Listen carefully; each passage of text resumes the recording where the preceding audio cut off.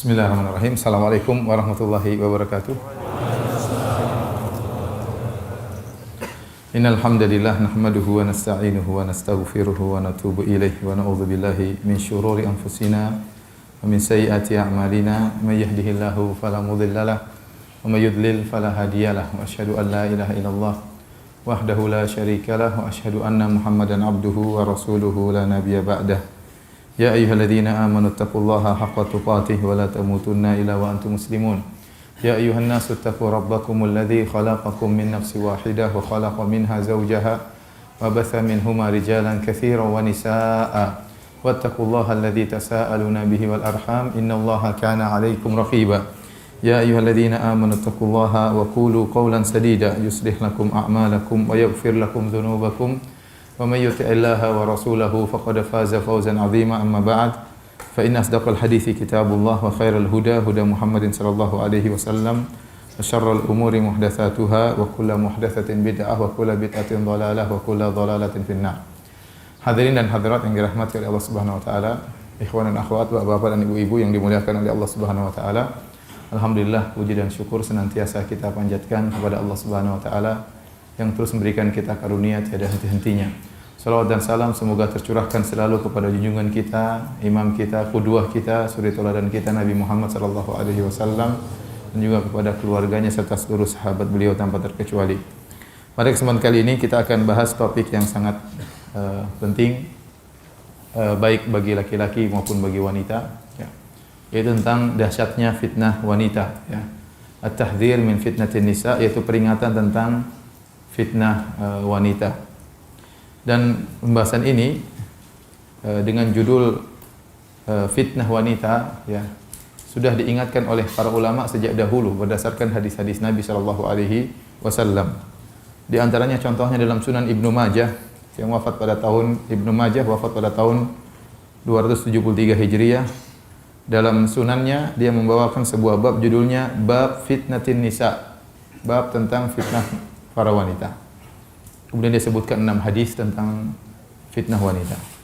Kemudian diikuti oleh Al-Imam At-Tirmidzi yang wafat pada tahun 279 Hijriah. Dalam Sunan Tirmidzi membawakan sebuah bab judulnya Bab Ma Jaa'a fi Tahdhir Fitnatin Nisa, bab tentang hadis-hadis yang memperingatkan akan bahayanya fitnah wanita.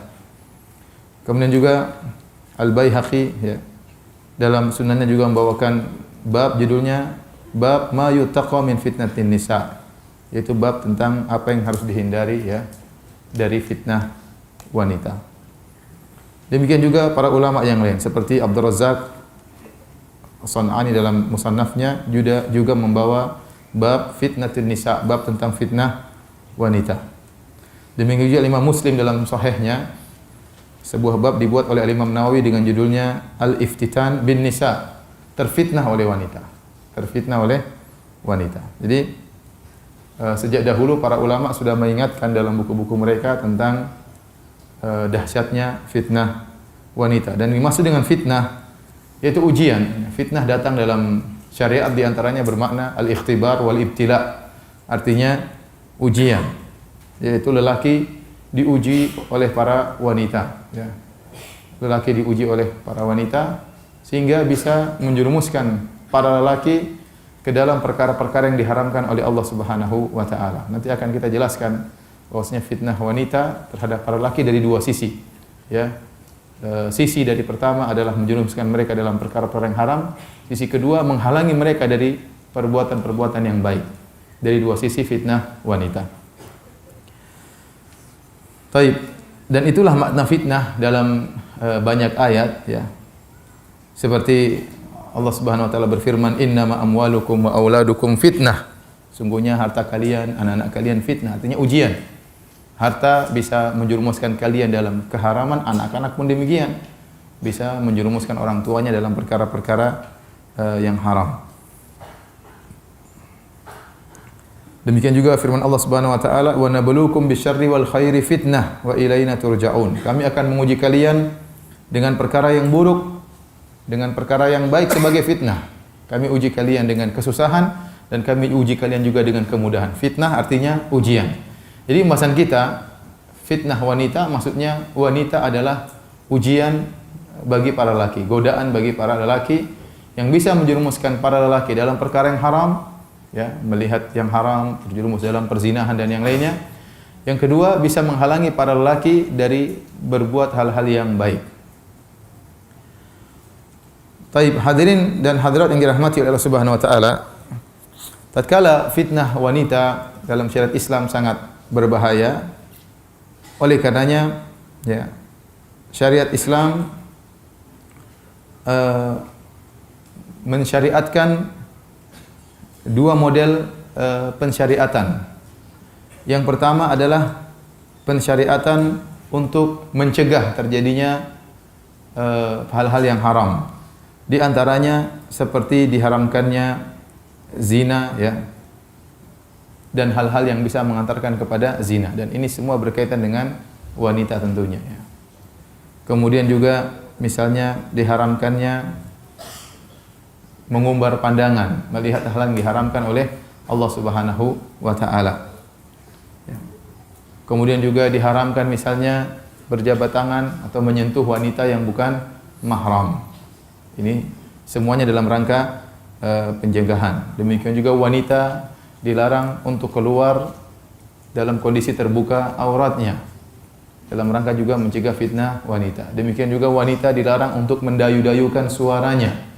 Kata Allah, "Fala takhda'na bil qaul fayatma'a alladhi fi qalbihi marad." Janganlah kalian merendahkan suara kalian, mendayu-dayukan suara, karena suara kalau diindah-indahkan, suara wanita bisa menimbulkan fitnah. Kemudian juga disunnahkan bagi wanita untuk menutup wajah mereka, dengan ijma' ulama disunnahkan. Adapun masalah wajib atau tidak masalah khilaf, tapi semua ulama setuju bahwasanya dianjurkan bagi wanita untuk menutup wajah mereka. Kemudian syariat yang kedua, jadi yang pertama pencegahan, ya, pencegahan agar tidak terjerumus dalam fitnah wanita, ya. Dilarang juga misalnya ikhtilat, bercampur antara lelaki dengan wanita, karena itu sumber, ya, terpacunya fitnah wanita. Dan syariatan yang kedua adalah syariat dalam rangka untuk mengobati tatkala muncul timbul fitnah wanita. Di antaranya adalah disyariatkannya untuk segera menikah. Untuk segera menikah baik lelaki maupun wanita. Rasulullah SAW mengatakan, "Ya ma'syarus syabab, man istata'a minkumul ba'ah falyatazawwaj." Wahai para pemuda, barang siapa di antara kalian yang punya kemampuan secara ekonomi maka menikahlah. Fa innahu aghaddu lil basar, karena ini bisa menundukkan pandangan sehingga seorang tidak mengumbar pandangannya terjerumus dalam fitnah wanita. Wa ahsanu lil farj, dan juga untuk lebih mudah menjaga kemaluan, ya. Taib, hadirin yang dirahmati Allah Subhanahu wa taala. Adapun dalil-dalil tentang bahayanya fitnah wanita maka sangat banyak, baik dalam Al-Qur'an maupun dalam hadis-hadis Nabi sallallahu alaihi wasallam.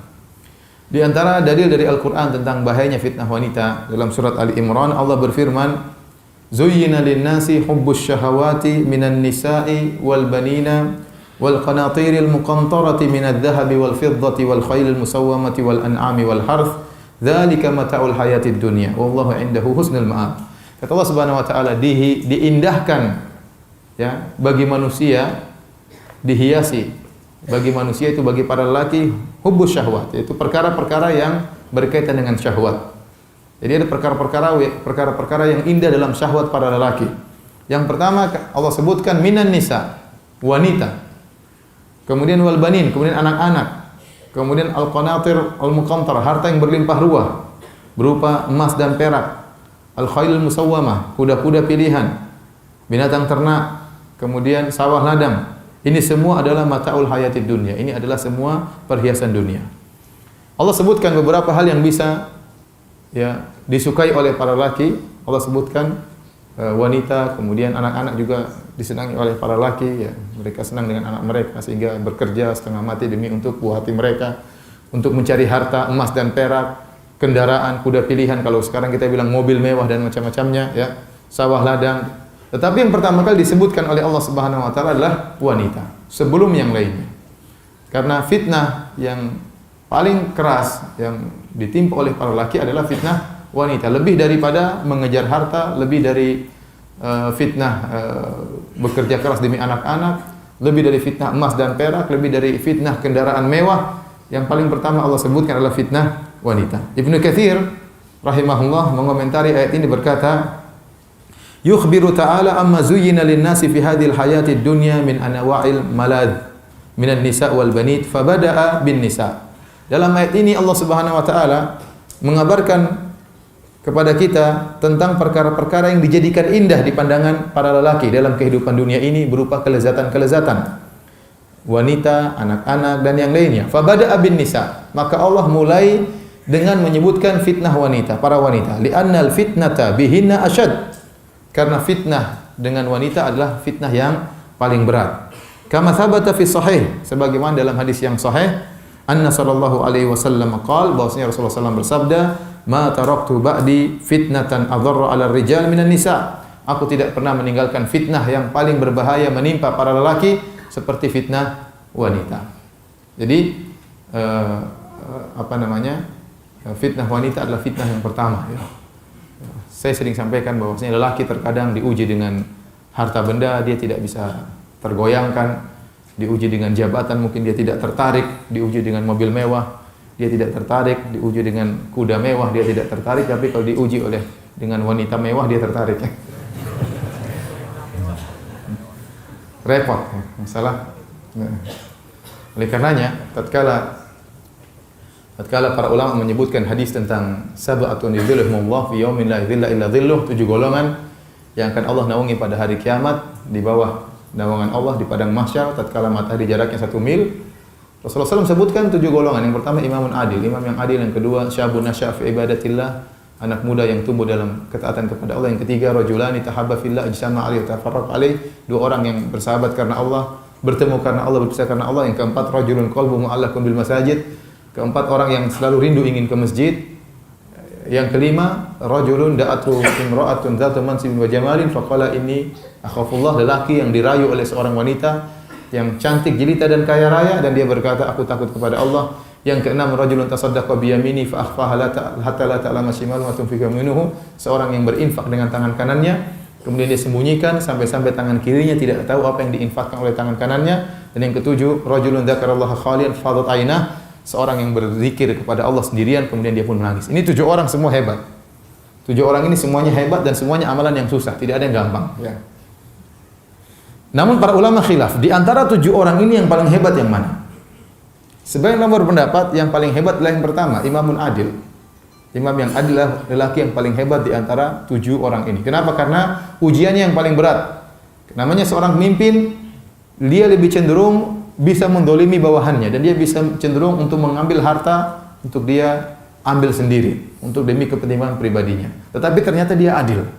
Ujiannya sangat berat karena untuk memperkaya diri sangat mudah, untuk mendolimi orang juga sangat mudah, tapi semuanya dia tinggalkan. Ini sebagian ulama berpendapat yang paling hebat di antara 7 golongan ini adalah imam yang adil. Sebagian ulama berpendapat yang paling hebat di antara 7 golongan ini adalah yang nomor 5. Rajulun da'atu imra'atun dzatu mansibin wa jamalin faqala inni akhafullah. Seorang laki yang dirayu oleh seorang wanita yang cantik dan dzatu mansib. Dzatu mansib itu memiliki kedudukan. Kalau memiliki kedudukan itu dia pasti martabatnya tinggi dan pasti kaya raya. Dan dia berkata aku takut kepada Allah Subhanahu wa taala. Kenapa? Karena seharusnya wanita yang cantik dan kaya raya inilah wanita yang dikejar-kejar. Dikejar-kejar sama para lelaki. Lelaki kalau ada wanita cantik miskin aja dikejar-kejar. Apalagi sudah cantik dan apa? Kaya. Sebaliknya ada wanita kaya meskipun pas-pasan juga dikejar-kejar. Ya. Apalagi sudah kaya kemudian apa? Cantik. Tidak diduga-duga ternyata wanita yang dikejar-kejar oleh banyak orang ini ternyata nelpon dia. Akhi kaifa haluk? Kirim foto, waduh gawat.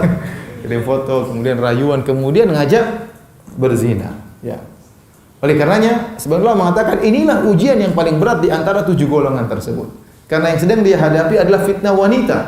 Dan kita sepakat fitnah yang paling besar bagi lelaki adalah fitnah apa? Wanita. Lebih berat daripada fitnahnya yang dihadapi oleh imam yang adil. Lebih berat. Dan pendapat ini cukup kuat ya. Sehingga dia mengatakan bahwasanya orang terhebat dari 7 golongan ini adalah yang digoda oleh wanita cantik jelita, kaya raya, kemudian dia mengatakan aku takut kepada Allah. Ya. Dan itu berat ya. Antum bayangkan antum dikirim ya WA wanita cantik kaya raya, fotonya dikirim sama. Tapi siapa juga yang kirim sama antum? Enggak ada yang kirim. Saya cuma bilang coba bayangkan. Enggak ada yang kirim sama antum. Siapa yang tertarik? Ini wanita, kita cari wanita cantik kaya raya. Ini dia yang kirim foto, dia yang ngerayu-ngerayu. Subhanallah. Ya. Sama, tatkala Rasulullah SAW menyebutkan tentang kisah 3 orang yang masuk dalam goa. Yang kemudian mereka masuk dalam goa, hujan, berteduh, tahu-tahu jatuh sakhrah, saddat, kemudian batu tersebut besar menutup pintu goa. Kemudian mereka berdoa. Yang satu berdoa tentang berbakti kepada orang tua. Yang satu berdoa tentang gaji karyawannya tidak dia kasih, kemudian dia olah, akhirnya menghasilkan hasil yang sangat banyak, kemudian karyawannya datang diambil semua hasilnya. Yang ketiga tentang wanita yang sangat dia cintai, dia kejar-kejar, kemudian tapi wanita tersebut tidak mau, tatkala dia dalam kondisi sulit ternyata dia minta bantuan, kemudian dia pun kasih emas ya banyak dengan syarat dia harus menyerahkan dirinya untuk digauli.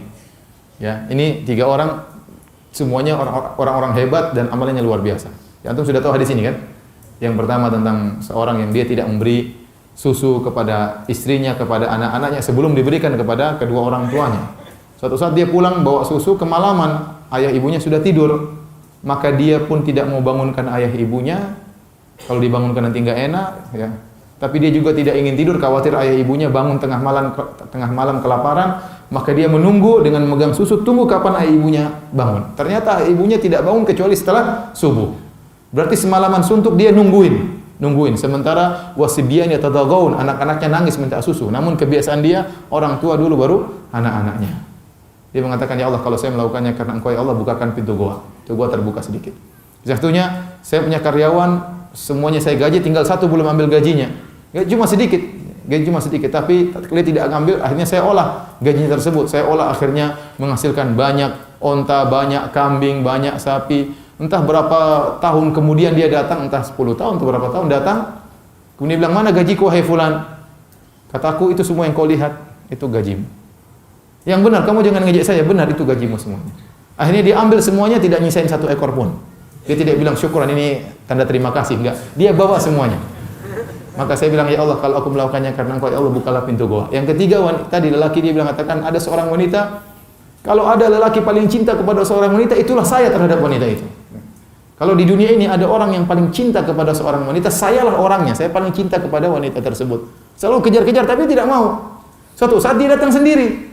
Kenapa? Dia lagi keperluan, entah lilit utang atau yang lainnya. Dalam kena musibah, akhirnya butuh bantuan. Akhirnya saya kasih emas dengan syarat serahkan dirimu. Dan dia setuju. Akhirnya setelah saya bantu, dia pun serahkan dirinya. Begitu saya mau gauli, tinggal digauli, tiba-tiba dia mengatakan, ya fulan ittaqillah, wala tafuddal khatam illa bihaqqihi. Wahai fulan, takutlah kepada Allah. Jangan kau buka cincin kecuali dengan apa? Haknya. Akhirnya saya pun tinggalkan dia, dan saya tinggalkan emas dan saya pergi. Ya.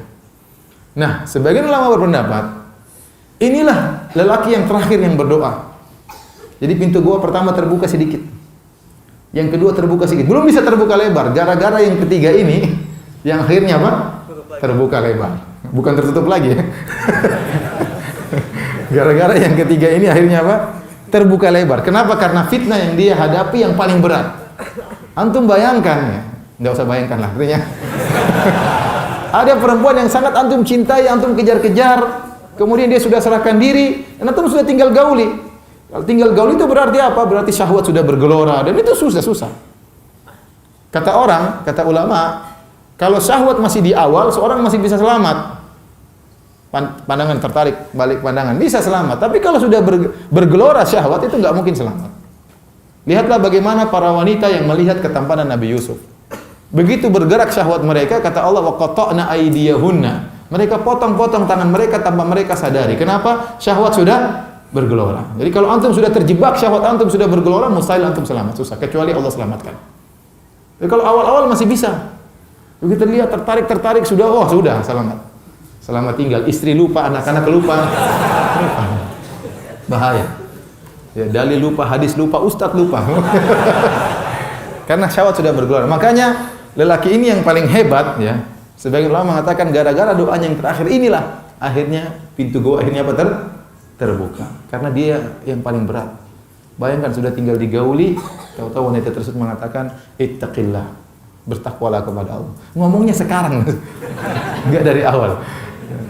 Akhirnya dia pun tinggalkan karena Allah. Dia mengatakan, Allah, kalau saya melakukannya karena Engkau ya Allah, bukalah pintu gua. Ini pintu gua terbuka. Maka mereka pun keluar dari pintu gua. Ya. Jadi fitnah wanita adalah fitnah yang paling berat. Cukuplah hadis ini. Ini nas dari Nabi SAW sangat tegas. Ma taraktu ba'di fitnatan adarra 'ala rijal minan nisa. Aku tidak pernah meninggalkan setelahku fitnah yang paling berbahaya bagi lelaki seperti fitnah wanita. Ini fitnah paling berbahaya. Baik, hadirin yang hadirat subhanahu wa ta'ala, berkata Al-Hasan Al-Basri rahimahullahu ta'ala tatkala menafsirkan surat Al-Imran tadi, zuyina lin-nasi hubbus syahwat, dijadikan indah di pandangan para lelaki syahwat. Yang pertama adalah minan nisa, adalah wanita. Kata beliau menafsirkan zuyina ay zayyana lahumu syaitan. Itu syaitan yang menghiasi. Syaitan yang menghiasi sehingga wanita itu fitnah yang paling luar biasa, bahkan yang pertama kali nomor satu fitnah dibandingkan fitnah harta, dibandingkan fitnah yang lainnya, ya. Yang pertama adalah wanita. Demikian juga Sa'id Ibn Musayyib rahimahullah pernah berkata, seorang ulama dari kalangan tabi'in, beliau berkata, "Ma ya'isa syaitanu min syai'in illa atahu min qibalin nisa." Tidaklah syaitan putus asa untuk menggoda dari sisi manapun kecuali dia tidak putus asa dari sisi wanita. Kalau dia goda laki-laki dari sisi harta tidak mempan. Dia goda dari sisi jabatan tidak mempan, ya. Dari sisi apapun tidak mempan, maka akan digoda dari sisi apa? Wanita. Perhatikan perkataan yang indah kata Sa'id bin Musayyib, "Ma ya'isa syaitanu min syai'in illa atahu min qibalin nisa." Ya, setan kalau berputus asa pada suatu perkara, dia tidak putus asa dengan menggoda dengan menggunakan wanita. Karena betapa banyak orang yang tidak bisa bergeming digoda dengan yang lainnya, ya, harta dia tidak peduli, dia tidak korupsi, jabatan tidak dia pedulikan, ya. Tapi begitu digoda dengan wanita, maka dia pun tersungkur.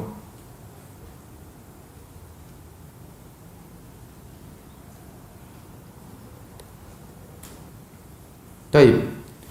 Ayat berikutnya yang menjelaskan tentang bahaya fitnah wanita adalah dalam surat An-Nur, di mana Allah Subhanahu wa taala memerintahkan kita untuk menundukkan pandangan.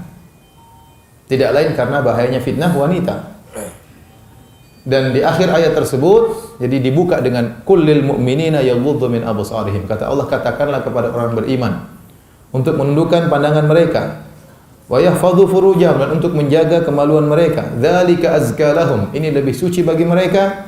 Innallaha khabirum bima yasnaun. Sungguhnya Allah Maha mengetahui apa yang mereka lakukan. Di akhir ayat kata Allah, wa tubu ilallahi jami'an ayyuhal mu'minuna la'allakum tuflihun.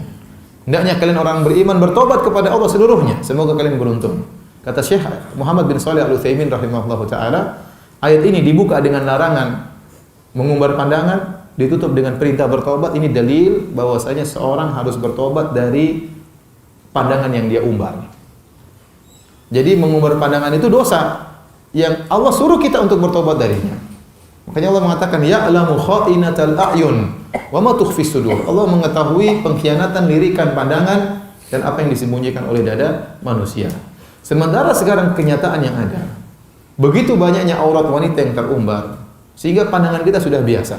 Dan kita tidak istighfar dari menundukkan, dari mengumbar pandangan. Karena terlalu sering kita terjerumus dalam maksiat ini. Ya. Terlalu sering. Ya. Padahal Allah menyuruh kita untuk bertobat dari mengumbar pandangan. Ya. Sekarang susah kita menundukkan pandangan. Ya, makanya saya sering sampaikan, kalau orang berbicara tentang karomah para wali, saya mengatakan karomah orang sekarang kalau ada anak muda tundukkan pandangan itu karomah. Itu karomahnya. Sama kalau ada anak muda 5 waktu di masjid terus tidak ketinggalan takbiratul ihram itu karomah. Ya kita tidak butuh karomah bisa terbang, ngapain bisa terbang?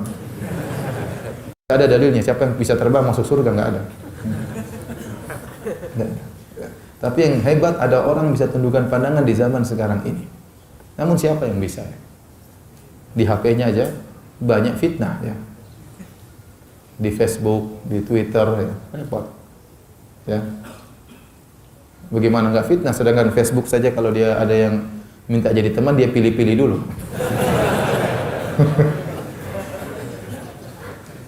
Dia pilih-pilih dulu. Allah musta'an. Jadi demikianlah ya. Allah menyuruh kita untuk menundukkan pandangan karena fitnah wanita. Ibnu Qayyim rahimahullah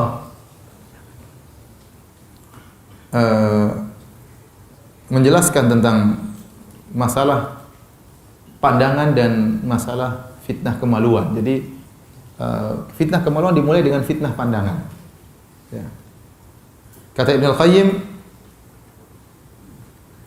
wa hifdzuha aslu hifdzil farj. Menjaga pandangan adalah asal pokok dari menjaga kemaluan. Siapa yang bisa menjaga pandangannya, dia bisa menjaga kemaluannya. Faman atlaqa basarahu awradahu mawaridal halakat. Barang siapa yang mengumbar pandangannya, melepaskan pandangannya, akan mengantarkan dia kepada sumber-sumber kehancuran. Wan nadhar aslu amatil hawadits allati tusibul insan. Dan pandangan adalah pokok dari segala bencana yang menimpa seorang manusia. Fa inna an-nadhrata tuwallidu khatirah. Karena pandangan setelah memandang menghasilkan pikiran. Thumma yaitu besitan di pikiran, mandang terbesit. Thumma tuwallidul khatirah fikrah. Setelah terbesit akhirnya memikirkan, merenungkan.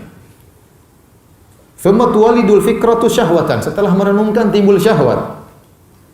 Thumma tuwallidu syahwatu iradatan. Setelah timbul syahwat akhirnya kepingin.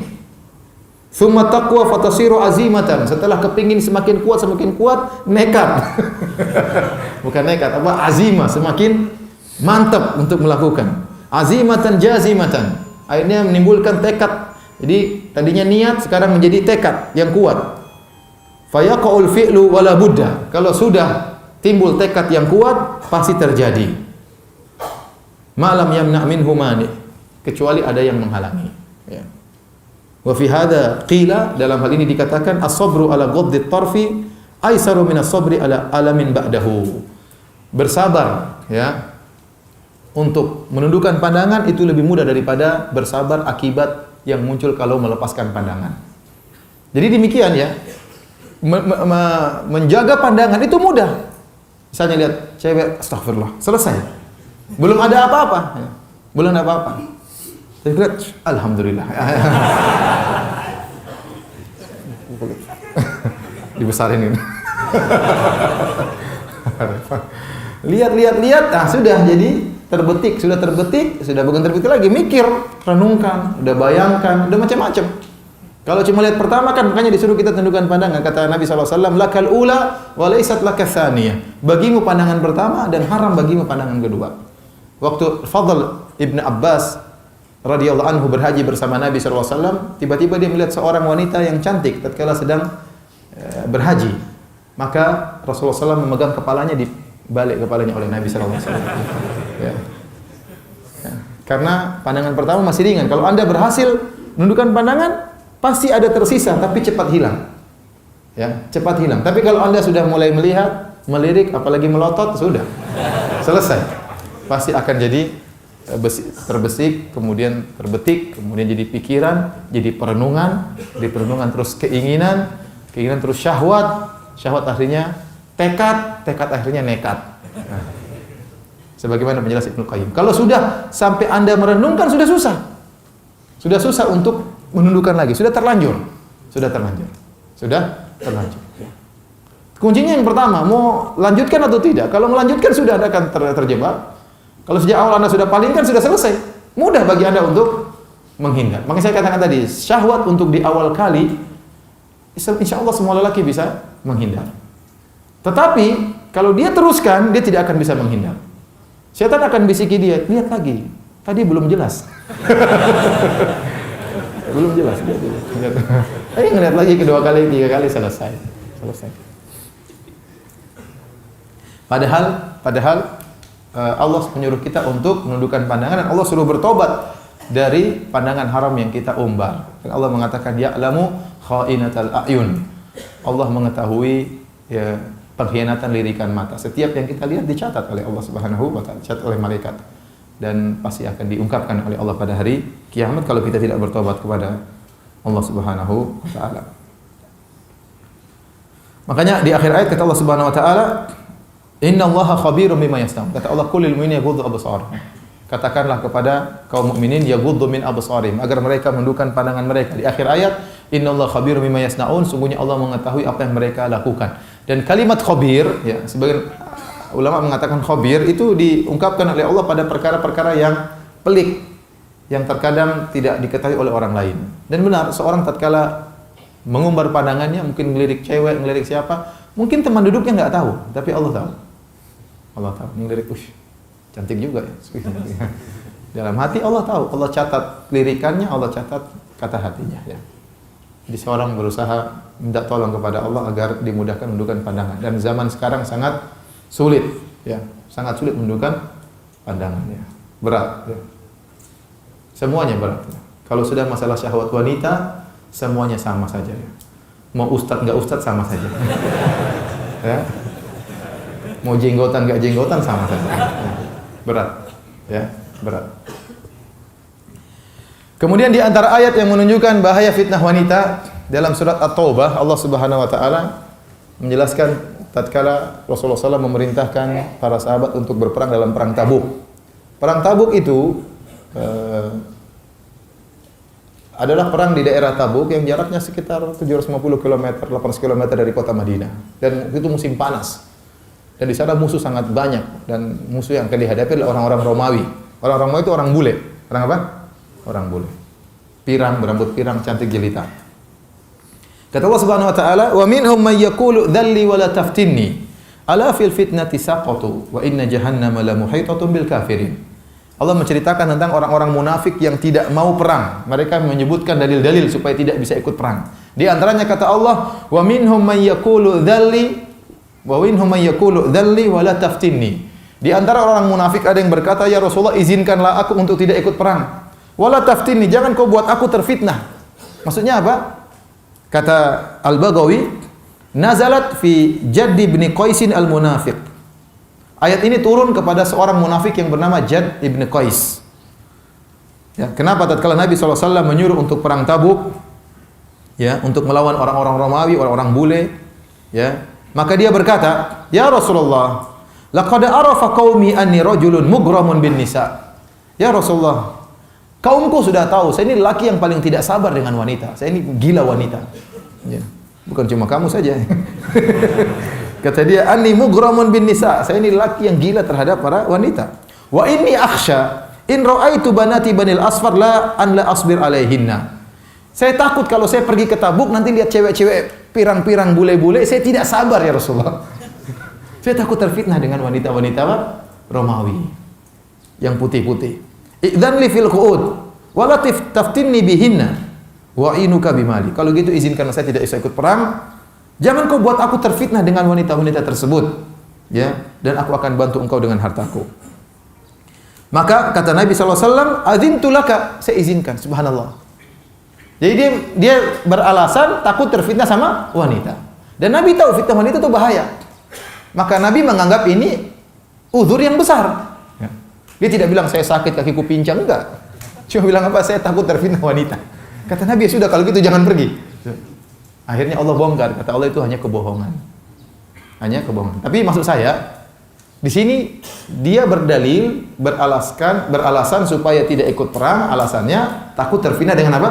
Wanita. Nabi terima enggak alasannya? Nabi terima. Karena Nabi tahu fitnah wanita itu berat. Nabi tidak ingin dia terfitnah dengan wanita. Ya. Ya. Jadi dia tidak berani pergi ke Romawi gara-gara takut fitnah apa? Wanita, ya. Padahal dia tidak mau ikut karena kemunafikan. Makanya Allah membantah setelah itu, kata Allah Subhanahu wa taala, "Ala fil fitnati saqatu." Mereka orang munafik telah terjerumus dalam fitnah, masuk dalam kesyirikan, dalam kekufuran. "Wa inna jahannama la muhitatun bil kafirin." Dan neraka jahanam akan meliputi orang-orang kafir, di antaranya Jadd bin Qais ini yang berdalih untuk meninggalkan perang gara-gara takut fitnah wanita. Baik, di antara ayat yang menjelaskan tentang fitnah wanita dalam surat Al-A'raf, kata Allah Subhanahu wa taala, "Ya bani Adam, la yaftinannakumus syaitanu kama akhraja abawaykum minal jannah, yanzi'u anhuma libasahuma liyuriyahuma sawatihima. Innahu yarakum huwa qabiluhu min haitsu la tarawnahum." Kata Allah Subhanahu wa taala, "Wahai anak-anak Adam, jangan sampai kalian terfitnah oleh syaitan. Sebagaimana syaitan telah berhasil mengeluarkan kedua orang tua kalian dari surga, yaitu Adam dan Hawa.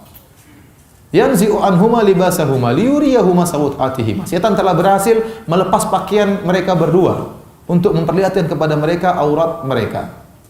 Innahu yarakum huwa qabiluhu min haitsu la tarawnahum. Sungguhnya syaitan dan pengikutnya melihat kalian dari sisi kalian tidak bisa melihat mereka.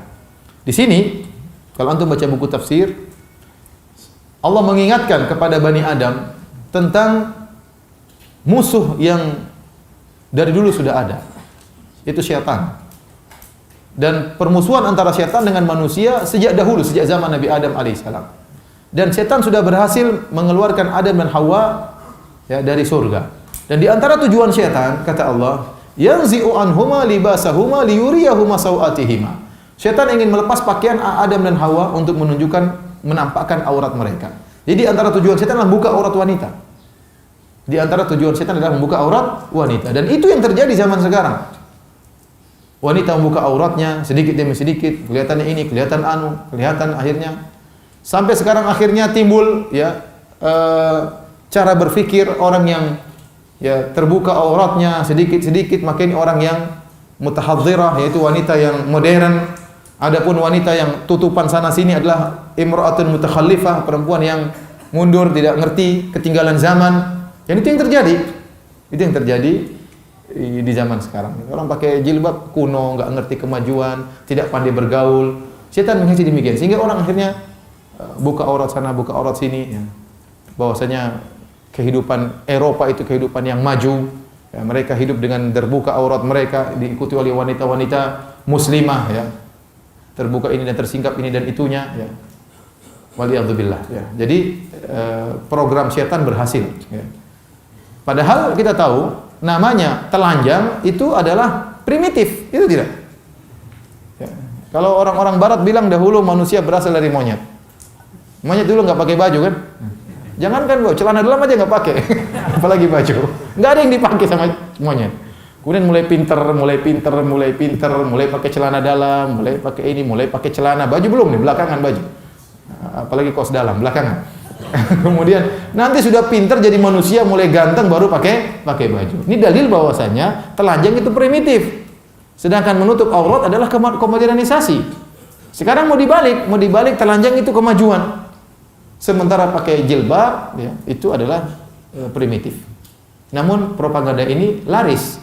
Ya, alhamdulillah, makanya kita harus dakwah, harus menyampaikan ilmu ya di tengah-tengah ya apa namanya gelora syahwat sekarang luar biasa ya, luar biasa. Oleh karenanya hati-hati ya. Wanita sekarang juga pakai jilbab modern, maksudnya apa? Jilbab yang ketat ya. Ini enggak benar juga. Jadi ingin digambarkan kepada wanita bahwasanya tertutup itu adalah primitif, padahal tidak benar. Justru tertutup itulah modern dan keterbukaan itulah yang apa? Primitif ya. Ya sudah cerita tentang apa? Teman saya yang pernah melamar kerja, akhirnya dia masukkan lamarannya, diterima. Setelah diterima dipanggil oleh ownernya mengirim seorang wanita untuk wawancara dia. Wanita ini tatkala wawancara teman saya kelihatan sedikit buah dadanya. Ya, entah sedikit banyak saya kurang tahu. Pokoknya kelihatan sebagian. Kemudian kelihatan roknya di atas mata lutut ya. Bukan di atas mata kaki ya. Kemudian dia pun tanya sama teman saya, dia bilang secara umum bos sudah setuju. Cuma saya ingin tahu, Bapak ini Islamnya Islam apa? Kok jenggotan, kemudian cingkrangan, ini Islam apa, Pak? Nah, teman saya emosi. Ibunya yang Islamnya mana? Mana dalam Al-Quran, lihatkanlah buah dadamu. Lihatkanlah pahamu. Dalam Al-Quran di mana, Bu? Enggak ada ibu ini Islamnya apa? Ya, emosi, akhirnya enggak diterima. Jadi orang yang berjilbab rapi dituduh Islamnya Islam apa? Buka-bukaan enggak ngerti Islam ngawur. Jadi begitulah ya, propaganda setan berhasil. Karena di antara tujuan setan adalah terbuka aurat. Sehingga timbul dalam diri wanita, dia bangga kalau auratnya terbuka. Ya. Dan ini menimpa sebagian lelaki, dayuth, yang sudah kehilangan rasa cemburu, bangga kalau istrinya dilihat cantik oleh orang lain. Bangga kalau lelaki lain bisa melihat kecantikan istrinya, putihnya istrinya, seksi tubuh istrinya, dia bangga ya. Karena dia sudah terkena propaganda setan, ya. Karena antara tujuan setan terbuka aurat. Ini sejak awal. Ya. Yanzi'u anhuma libasahuma liyuriyahuma sau'atihima. Setan membuka pakaian mereka berdua untuk menampakkan kepada mereka berdua aurat mereka berdua. Taib. Kita sudah selesai dari ayat-ayat, sekarang kita baca hadis-hadis yang berkaitan dengan masalah ini tentang fitnah wanita. Hadis pertama tadi sudah kita singgung. Ya, ma taraktu ba'di fitnatan adarra 'ala rijal minan nisa. Aku tidak pernah meninggalkan fitnah yang paling berbahaya bagi laki-laki seperti fitnah wanita. Ini nas tegas bahwasanya fitnah paling besar bagi laki adalah fitnah apa? Wanita. Melebihi fitnah yang lain, fitnah kedudukan, fitnah harta, fitnah mobil mewah, ya, fitnah sawah ladang, fitnah emas dan perak, itu semua belakangan. Yang paling pertama adalah fitnah wanita, ya. Ini fitnah yang paling besar. Kemudian juga Rasulullah SAW bersabda, ya,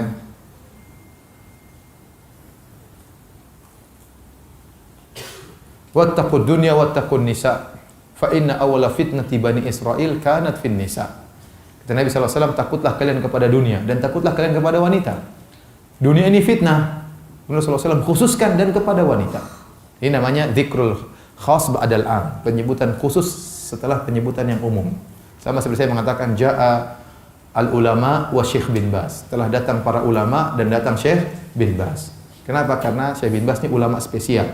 Maka dikhususkan penyebutannya setelah penyebutan ulama secara umum, ya. Paham? Sama seperti firman Allah, "Man kana aduwwan lillahi wa malaikatihi wa rusulihi wa Jibril wa Mikala, fa innahu aduwwul lil kafirin." Barang siapa yang menjadi musuh bagi Allah dan malaikat-malaikatnya dan rasul-rasulnya dan menjadi musuh bagi Jibril dan Mikail. Padahal sebelumnya Allah sudah mengatakan barang siapa yang menjadi musuh bagi malaikat-malaikat. Setelah itu Allah menyebutkan Jibril dan Mikail, berarti Jibril dan Mikail malaikat yang spesial. Paham? Sama. Wattaqud dunya wattaqun nisa. Takutlah kalian kepada dunia dan takutlah kalian kepada wanita. Wanita termasuk dunia, tetapi disebutkan secara khusus karena fitnahnya paling besar, ya, paling besar. Makanya Rasulullah SAW waktu mengatakan, "Wa man kanat hijratuhu lidunya yusibuha aw imra'atin yankihuha." Barang siapa yang berhijrah karena dunia untuk dia dapatkan atau wanita untuk dia nikahi. Ya. Niatnya bukan karena Allah tapi karena dunia. Setelah sebutkan tentang masalah dunia, Rasulullah SAW sebutkan tentang masalah wanita. Dia tidak sebutkan, Rasulullah tidak menyebutkan fitnah-fitnah yang lain karena ya, fitnah wanita yang paling berat, ya. Dalam hadis ini kata Nabi, "Wattaqud dunya wattaqun nisa." Takutlah kalian kepada, hati-hatilah kalian terhadap dunia dan hati-hatilah kalian terhadap wanita. Fa inna awwala fitnati Bani Israil kanat fin nisa. Fitnah yang pertama kali menimpa Bani Israil dimulai dari fitnah wanita. Dimulai dari fitnah wanita, kemudian merambat kepada fitnah-fitnah yang lain, merambat kepada fitnah-fitnah yang lain. Ini menunjukkan bahayanya fitnah wanita.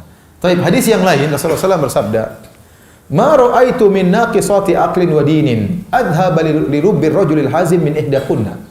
Kata Nabi SAW, aku tidak pernah melihat makhluk yang kurang akalnya dan kurang agamanya, yaitu para wanita.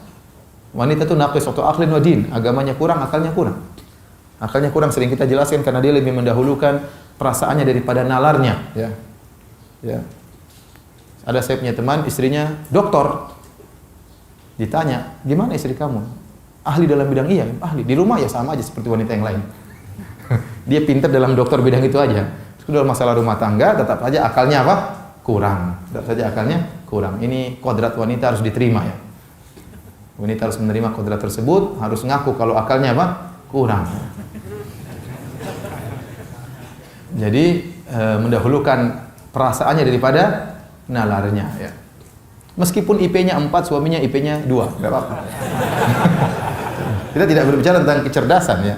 Tapi pola berpikir wanita itu lebih mendahulukan perasaan daripada nalarnya. Maka disebut naqisati aqlin wa din. Kata Nabi SAW, "Ma ra'aitu min naqisati aqlin wa dinin adhaba li lubbir rajulil hazim min idakun." Aku tidak pernah melihat ada makhluk yang kurang akalnya, kurang agamanya, namun sangat mampu menjatuhkan otak seseorang lelaki yang kokoh seperti kalian, wahai wanita.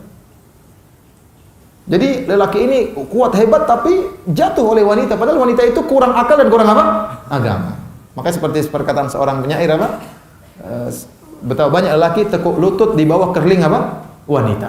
Tekuk lutut, berlutut di bawah kerling wanita. Badannya kekar, di kerling langsung KO. Langsung KO. Lelaki tidak kuat di hadapan wanita yang cantik jelita. Tidak kuat. Ya. Dia tidak kuasa untuk melawan fitnah wanita, karena begitulah Allah memberikan ya syahwat dalam dirinya yang dia bisa berhadapan dengan yang lain. Tapi kalau untuk wanita dia tidak kuat. Dia tidak bisa bertahan kecuali kabur. Antum tidak bisa bertahan. Nabi Yusuf aja tidak bisa bertahan. Nabi Yusuf kabur atau tidak? Kabur. Apalagi ente tidak kabur. Ente sejak awal udah KO. Nabi Yusuf sebelum KO dia kabur. Bahkan Nabi Yusuf berdoa, ya, Rabbi sijinu ahabbu ilayya mimma yad'unani ilaih. Wa illa tasrif anni kaidahunna asbu ilaihinna wa aku minal jahilin. Kata Nabi Yusuf, ya Allah, penjara lebih aku sukai daripada rayuan mereka. Kalau kau tidak palingkan aku dari tipu daya mereka, aku akan condong kepada mereka, kata Nabi Yusuf. Asbu ilaihin. Itu Nabi Yusuf alaihissalam. Yang tidak pernah nakal sama sekali. Dari kecil bertakwa kepada Allah. Di hadapan fitnah wanita, dia tidak mampu. Jadi, untuk wanita tidak bisa, kita tidak bisa menang. Pasti kalah. Pasti kalah. Oleh karenanya harus kabur sebelum kalah. Harus kabur sebelum kalah. Antum jangan bilang saya kuat. Enggak ada kuat-kuat, nanti pasti KO suatu saat. Enggak ada. Pasti KO. Ikhwan, terlalu banyak fitnah kita dengar, ikhwan. Bukan cuma orang awam, orang ngaji juga. Banyak fitnah. Mau hafal Quran, enggak hafal Quran terfitnah, sama saja. Karena antum bayangkan Nabi Yusuf saja kabur, apalagi saya sudah hafal Quran, enggak ada hubungannya. Jenggot saya sudah panjang, enggak ada hubungannya. Lulusan Madinah, enggak ada hubungannya. Enggak ada hubungannya, fitnah wanita lain. Ya, kalau syubhat iya. Orang hafal Quran, belajar, dia bisa bantah syubhat. Syubhat bisa dibantah, orang pintar bisa bantah. Kalau syahwat enggak bisa.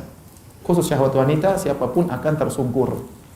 Rasulullah telah menjelaskan tentang bahaya fitnah wanita. Ya. Sering terjadi, saya berapa kali dengar kasus terjadi suami sama istrinya, kemudian adiknya atau ponakannya tinggal bersama dia tinggal, akhirnya terjadi fitnah. Terjadi apa?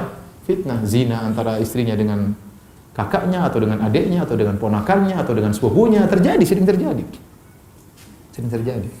Karena ada yang menghias, yaitu syaitan. La yakhwanna rajulu bimra'atin illa kana syaitan thalithahuma. Tidaklah laki dan wanita berduaan kecuali syaitan akan hadir untuk menggerakkan syahwat agar syahwat bergelora. Sini kata Nabi SAW, aku tidak pernah melihat makhluk wanita yang kurang akal dan agamanya tapi sangat mampu menjatuhkan lelaki yang cerdas, yang kokoh, jatuh di hadapan wanita. Kenapa? Karena lelaki tidak kuat kalau di hadapan fitnah wanita. Oleh karenanya Allah berfirman di antara tafsiran satu ayat, Allah berfirman, wa khuliqal insanu dha'ifa. Wa khuliqal insanu dha'ifa. Sungguhnya manusia itu diciptakan dalam kondisi lemah. Khuliqal insanu dha'ifa secara bahasa artinya dan manusia diciptakan dalam kondisi lemah. Sebagian salaf menafsirkan artinya apa? Lelaki lemah di hadapan wanita. Lelaki lemah di hadapan wanita. Saya bacakan perkataan Sufyan Ats-Tsauri. Beliau berkata, perhatikan, perkataan yang sangat indah. Beliau berkata tentang tafsir ayat ini, wa khuliqal insanu dha'ifa. Lelaki diciptakan lemah. Kata beliau, al-mar'atu tamurru birrajul fala yamliku nafsahu anin nadhari ilaiha. Seorang wanita lewat di hadapan seorang lelaki. Ini wanita lewat. Dan sang lelaki tidak kuasa untuk menundukkan pandangannya. Fa nadhara ilaihi. Kemudian pun lihat perempuan tersebut. Penasaran. Dia tundukkan enggak bisa, dia terang. Enggak kuasa, dia enggak kuat untuk menundukkan pandangan. Kuat. Akhirnya dia lihat. Kemudian kata Sufyan Ats-Tsauri, wala yantafi'u biha. Fa ayyu syai'in adhafu min hadha. Kemudian sudah lihat, dia tidak bisa mengambil manfaat sama sekali. Apalagi yang lebih lemah daripada ini? Maksudnya gimana? Ada cewek lihat kita, cantik, terus ngapain? Ya sudah cantik aja terus lewat begitu saja punya orang. Apa ini enggak lemah? Ini namanya bahlul seperti ini. Nanti melihat sesuatu yang cantik, jadi lihat seperti lihat kue enak tapi enggak bisa dimakan. Ya, seperti itu. Itu kan menyiksa diri, ya tidak? Menyiksa diri. Kok enak, enak. Punya orang. Terus gimana? Kata Sufyan Ats-Tsauri, fa ayyu syai'in adhafu min hadza. Mana lagi yang lebih lemah daripada ini? Tidak kuasa untuk melihat cewek tersebut, harus melihat. Kalah dia. Sudah lihat, tidak bisa ambil manfaat. Masya Allah cantik. Sudah selesai, terus apa? Terus apa? Miller doang. Selesai. Kata Tawus ibnu Kaisan al-Yamani, rahimahullahu taala. Dia mengatakan tentang ayat ini, dhaifan fi amrin nisa, laisa yakunul insanu fi syai'in adhafu minhu fin nisa. Yaitu lelaki lemah dalam perkara wanita. Dan lelaki tidak ada yang lemah dalam satu perkara apapun seperti lemahnya di hadapan wanita.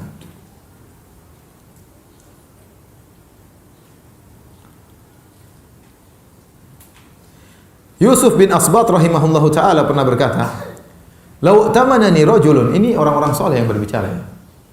Orang-orang soleh yang jujur. Ya, bukan sok alim, bukan sok soleh. "Lau tamanani rajulun ala baiti malin la dhanantu anni an uaddiya ilaihi al-amanah." Seandainya ada orang mengamanahkan aku untuk menjaga gudang harta, ya, saya rasa saya bisa kembalikan amanah tersebut. Waliwa tamanani ala zinjiyatin an akhluwa ma'aha sa'atan wahidatan ma tamantu nafsi 'alaiha. Tapi kalau saya diserahkan untuk menjaga seorang wanita, zanjiyah itu seorang wanita dari Sudan, itu berkulit hitam. Saya berdoa dengan dia, saya merasa tidak aman.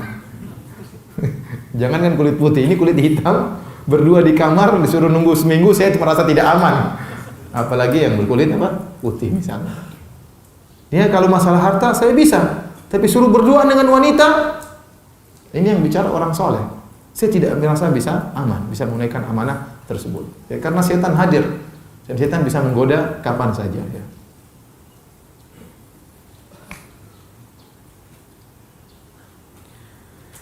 Sufyan Ats-Tsauri juga pernah berkata, "Ma ba'atsallahu 'azza wa jalla nabiyyan illa wa qad takhawwafa 'alaihi al-fitnata minan nisa." Tidaklah Allah mengutus seorang nabi pun kecuali Allah telah ingatkan kepada wanita tersebut tentang bahayanya fitnah wanita. Sa'id bin al-Musayyib pernah berkata, tatkala itu umurnya 84 tahun, Sa'id bin al-Musayyib, ahli tafsir di kalangan tabi'in. Dia berkata, padahal salah satu matanya sudah enggak bisa lihat. Wa qad dhahabat ihda 'ainaihi wa huwa wa'isu bil ukhra. Ma min syai'in akhwafu indi minan nisa. Tidak ada suatu perkara yang paling khawatirkan daripada fitnah wanita. Padahal umurnya sudah 84 tahun dan matanya sudah buta sebelah. Apalagi antum masih muda, masih gagah. Masih bisa nador lagi, masih bisa ngelamar lagi. Tapi di antara hadis yang menunjukkan tentang bahaya fitnah wanita dari Abu Sa'id Al-Khudri radhiyallahu anhu, dari Nabi sallallahu alaihi wasallam, beliau berkata, "Inna dunya hulwatun khadira." Sungguhnya dunia itu manis dan hijau. Secara umum dunia seperti itu. Manis. Makanya orang mengejarnya ya, dengan cepat, berusaha menghabiskan waktu untuk mengejar dunia. Manis dirasa, sejuk dipandang. Itulah dunia. Wa inna Allaha mustakhlifukum fiha fayanzuru kaifa ta'malun. Dan Allah akan menjadikan kalian berkuasa di atas muka bumi dan Allah akan lihat apa yang akan kalian lakukan. Ya, ini hadis tadi saya sebutkan di awal hadis ya, fattaqud dunya wattaqun nisa, takutlah kalian kepada dunia, takut kepada wanita. Fa inna awwala fitnati bani Israil kanat fin nisa. Sungguhnya fitnah yang pertama kali menimpa Bani Israil adalah wanita. Kemudian dari hadis berikutnya dari Jabir bin Abdullah radhiyallahu anhu, anna Rasulullah sallallahu alaihi wasallam Rasulullah sallallahu bersabda, dari sahabat Jabir bin Abdullah, semoga Allah merahmatinya dan merahmati ayahnya, Abdullah bin Haram. Bahwasanya Rasulullah sallallahu bersabda, "Innal mar'ata tuqbilu fi surati syaitan wa tudbiru fi surati syaitan." Sungguhnya wanita itu datang dalam bentuk syaitan dan balik dalam bentuk apa? Syaitan. Ngeri dong Ustaz. Oh enggak ngeri, justru indah makanya. Maksudnya syaitan menghiasi. Dia datang dari jauh dihiasi. Ini kita berbicara wanita berjilbab, ya. Dia datang saja terkadang dihiasi oleh apa? Syaitan. Apalagi kalau dia bertabarrus, menampakkan kecantikannya, lebih dihiasi lagi oleh syaitan. Dan dia balik pun dihiasi oleh syaitan. Tuqbilu fi surati syaitan wa tudbiru fi surati syaitan. Datang dalam bentuk syaitan, pergi pun dalam bentuk syaitan. Fa idza ra'a ahadukum ra'atan fa'ajabathu. Kata Nabi, kalau salah seorang dari kalian melihat wanita dan mengagumkannya, wanita tersebut, falyati ahlahu, maka segera datangi istrinya. Fa inna dzalika yaruddu ma fi nafsi, karena itu bisa menghilangkan apa yang ada dalam hatinya. Hadis ini, ya ikhwan, hadis ini Nabi berbicara 1400 tahun yang lalu. Nabi berkata kepada para sahabat, sungguhnya wanita itu datang dalam bentuk syaitan dan pergi dalam bentuk syaitan. Artinya menggoda. Ya. Maka kalau kalian melihat seorang wanita, kalian tertarik, segera datangi istri. Itu di zaman Nabi tatkala banyak orang pakai jilbab. Ah, wanita-wanita pakai jilbab, pakai cadar. Kata Nabi, kalau kalian lihat seorang wanita, kalian tertarik, segera datang istrinya. Karena hal itu bisa menghilangkan apa yang ada di hatinya. Mungkin tergerak syahwatnya, maka dia bisa lampiaskan sama istrinya. Apalagi zaman sekarang, ya. Di mana sudah terbuka. Ya. Kalau salah seorang melihat wanita yang membuat dia tertarik, semuanya menarik. Sekarang semuanya menarik. Ya. Semuanya menarik. Sekarang kita kemana, semua orang buka aurat. Mengerikan. Oleh karena ini peringatan kepada para wanita. Kalau tiba-tiba suaminya kepingin, segera layani. Karena suaminya baru melihat suatu pemandangan indah. Harus segera dia layani. Untuk menghilangkan apa yang ada dalam jiwanya. Ya, kalau syahwatnya tidak tersalurkan, jadi bahaya, jadi penyakit. Jadi penyakit. Tidak tersalurkan, jadi penyakit, mikir macam-macam. Ya, jadi penyaluran yang tidak jelas, yang haram nantinya. Maka segera, kalau suaminya tiba-tiba datang, segera layani. Rasulullah yang suruh. Rasulullah SAW yang suruh. Fa'idha ra'a ahadukum rama'at imra'atan fa'ajabatu, kalau salah seorang kalian melihat wanita kemudian membuat dia tertarik, falyati ahlahu, makanannya datang istrinya. Berarti langsung fa di situ menunjukkan segera. Dalam bahasa Arab fa itu menunjukkan apa? Segera, menunjukkan ta'qib bila tarahi, yaitu menunjukkan urutan tapi tanpa ada jarak waktu, segera. Ini menunjukkan kita harus segera menghilangkan penyakit dalam hati kita tersebut. Melihat cewek cantik, segera datangi istri. Menunda-nunda lagi kapan ya? Segera. Dan istri harus siap segera melayani, membantu suaminya menjalankan hadis ini. Karena Nabi yang suruh untuk segera mendatangi apa? Istrinya. Ya. Untuk bayangkan sekarang suami kerja di kantor, wanita-wanita yang kerja bersamanya di kantor pasti berhias dengan cantik-cantiknya. Nggak ada wanita baru bangun tidur langsung pergi ke kantor, nggak ada. Dia pasti setengah jam di depan cermin, kemudian ini rapi-rapi. Karena dia akan dipandang, dia tahu. Dia akan jadi sorotan, maka dia akan berhias dengan cantik-cantiknya. Kemudian sampai di kantor, suami kita ketemu dengan wanita-wanita seperti itu. Ya, semuanya berhias cantik-cantiknya. Nah, dia pasti tertarik. Ya. Dia laki-laki. Dia laki-laki. Ya. Dia punya syahwat. Ya. Kalau dia pulang, ya istri berusaha untuk juga berpenampilan apa? Cantik. Ya. Jangan sampai di kantor melihat wanita, masya Allah bening-bening, kemudian cantik-cantik, ya, indah-indah, mempesona, sampai di rumah kacau balau ya. Bawa pesing, bawa bawang, gitu. Baju perang robek sana robek sini. Ya. Jangan, kasihan suami Anda. Dia ingin mengamalkan hadis ini, ya. Mengamalkan hadis ini ya. Ya. Maka ini menunjukkan fitnah wanita yang luar biasa. Tuqbilu ala surati syaitan, datang dalam bentuk syaitan, pergi, lihat dari depan seperti syaitan, lihat dari belakang juga seperti apa? Syaitan. Mengerikan. Dan wanita di seluruh tubuhnya bisa menimbulkan syahwat. Seluruh tubuhnya bisa menimbulkan apa? Syahwat. Antum laki-laki ngerti lah ya. Benar atau tidak? Ya. Kukunya aja bisa bikin syahwat. Semuanya, matanya bisa menimbulkan syahwat. Pipinya bisa menimbulkan apa? Syahwat. Bibirnya bisa menghayalkan macam-macam. Tangannya saja bisa menghayalkan apa? Semuanya bisa menimbulkan syahwat. Kakinya, betisnya, semuanya. Ya. Semuanya, bentuk tubuhnya tertutup, bentuk tubuhnya bisa menimbulkan apa? Syahwat. Makanya para ulama mengatakan baju yang syari yang gombrang, karena kalau terbentuk bisa menimbulkan apa? Syahwat. Lekukan tubuhnya bisa menimbulkan apa? Syahwat. Semuanya. Ya. Kukunya juga mungkin menimbulkan apa? Syahwat. Ya, kukunya kalau dihiaskan bisa menimbulkan syahwat. Ya. Oleh karenanya ibu-ibu harus ngerti akan hal ini. Ya. Mungkin tidak seperti ibu-ibu terhadap lelaki. Ibu-ibu mungkin syahwat tidak begitu cepat seperti lelaki melihat wanita. Ya.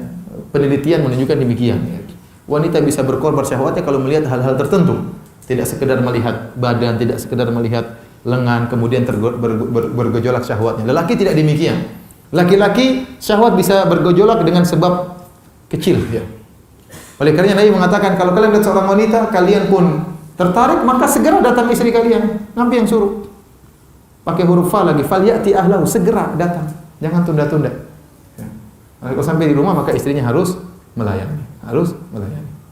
Dan sekarang untuk melihat cewek cantik tidak perlu keluar rumah. Suaminya lagi pegang HP, lihat Twitter, lihat cewek di situ, ngapa? Ya sudah. Datang istrinya. Istri, saya mau minta dilayani. Aduh, Pak, saya lagi zikir pagi petang. Dan ini kenyataan. Bukan saya ya, bukan saya. Jadi kenyataan. Iya, bukan saya. Istri saya mungkin lagi nonton secara langsung.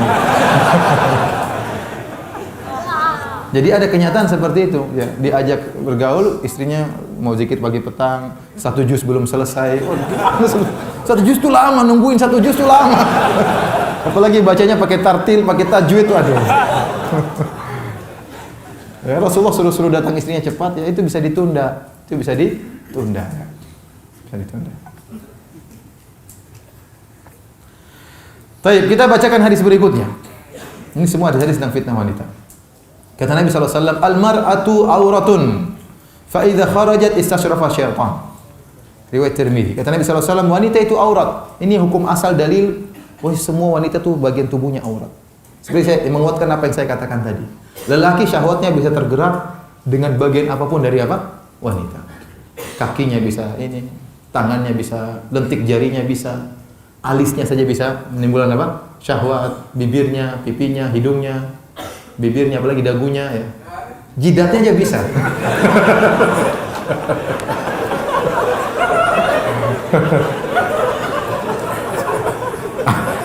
Ada yang histeris ya.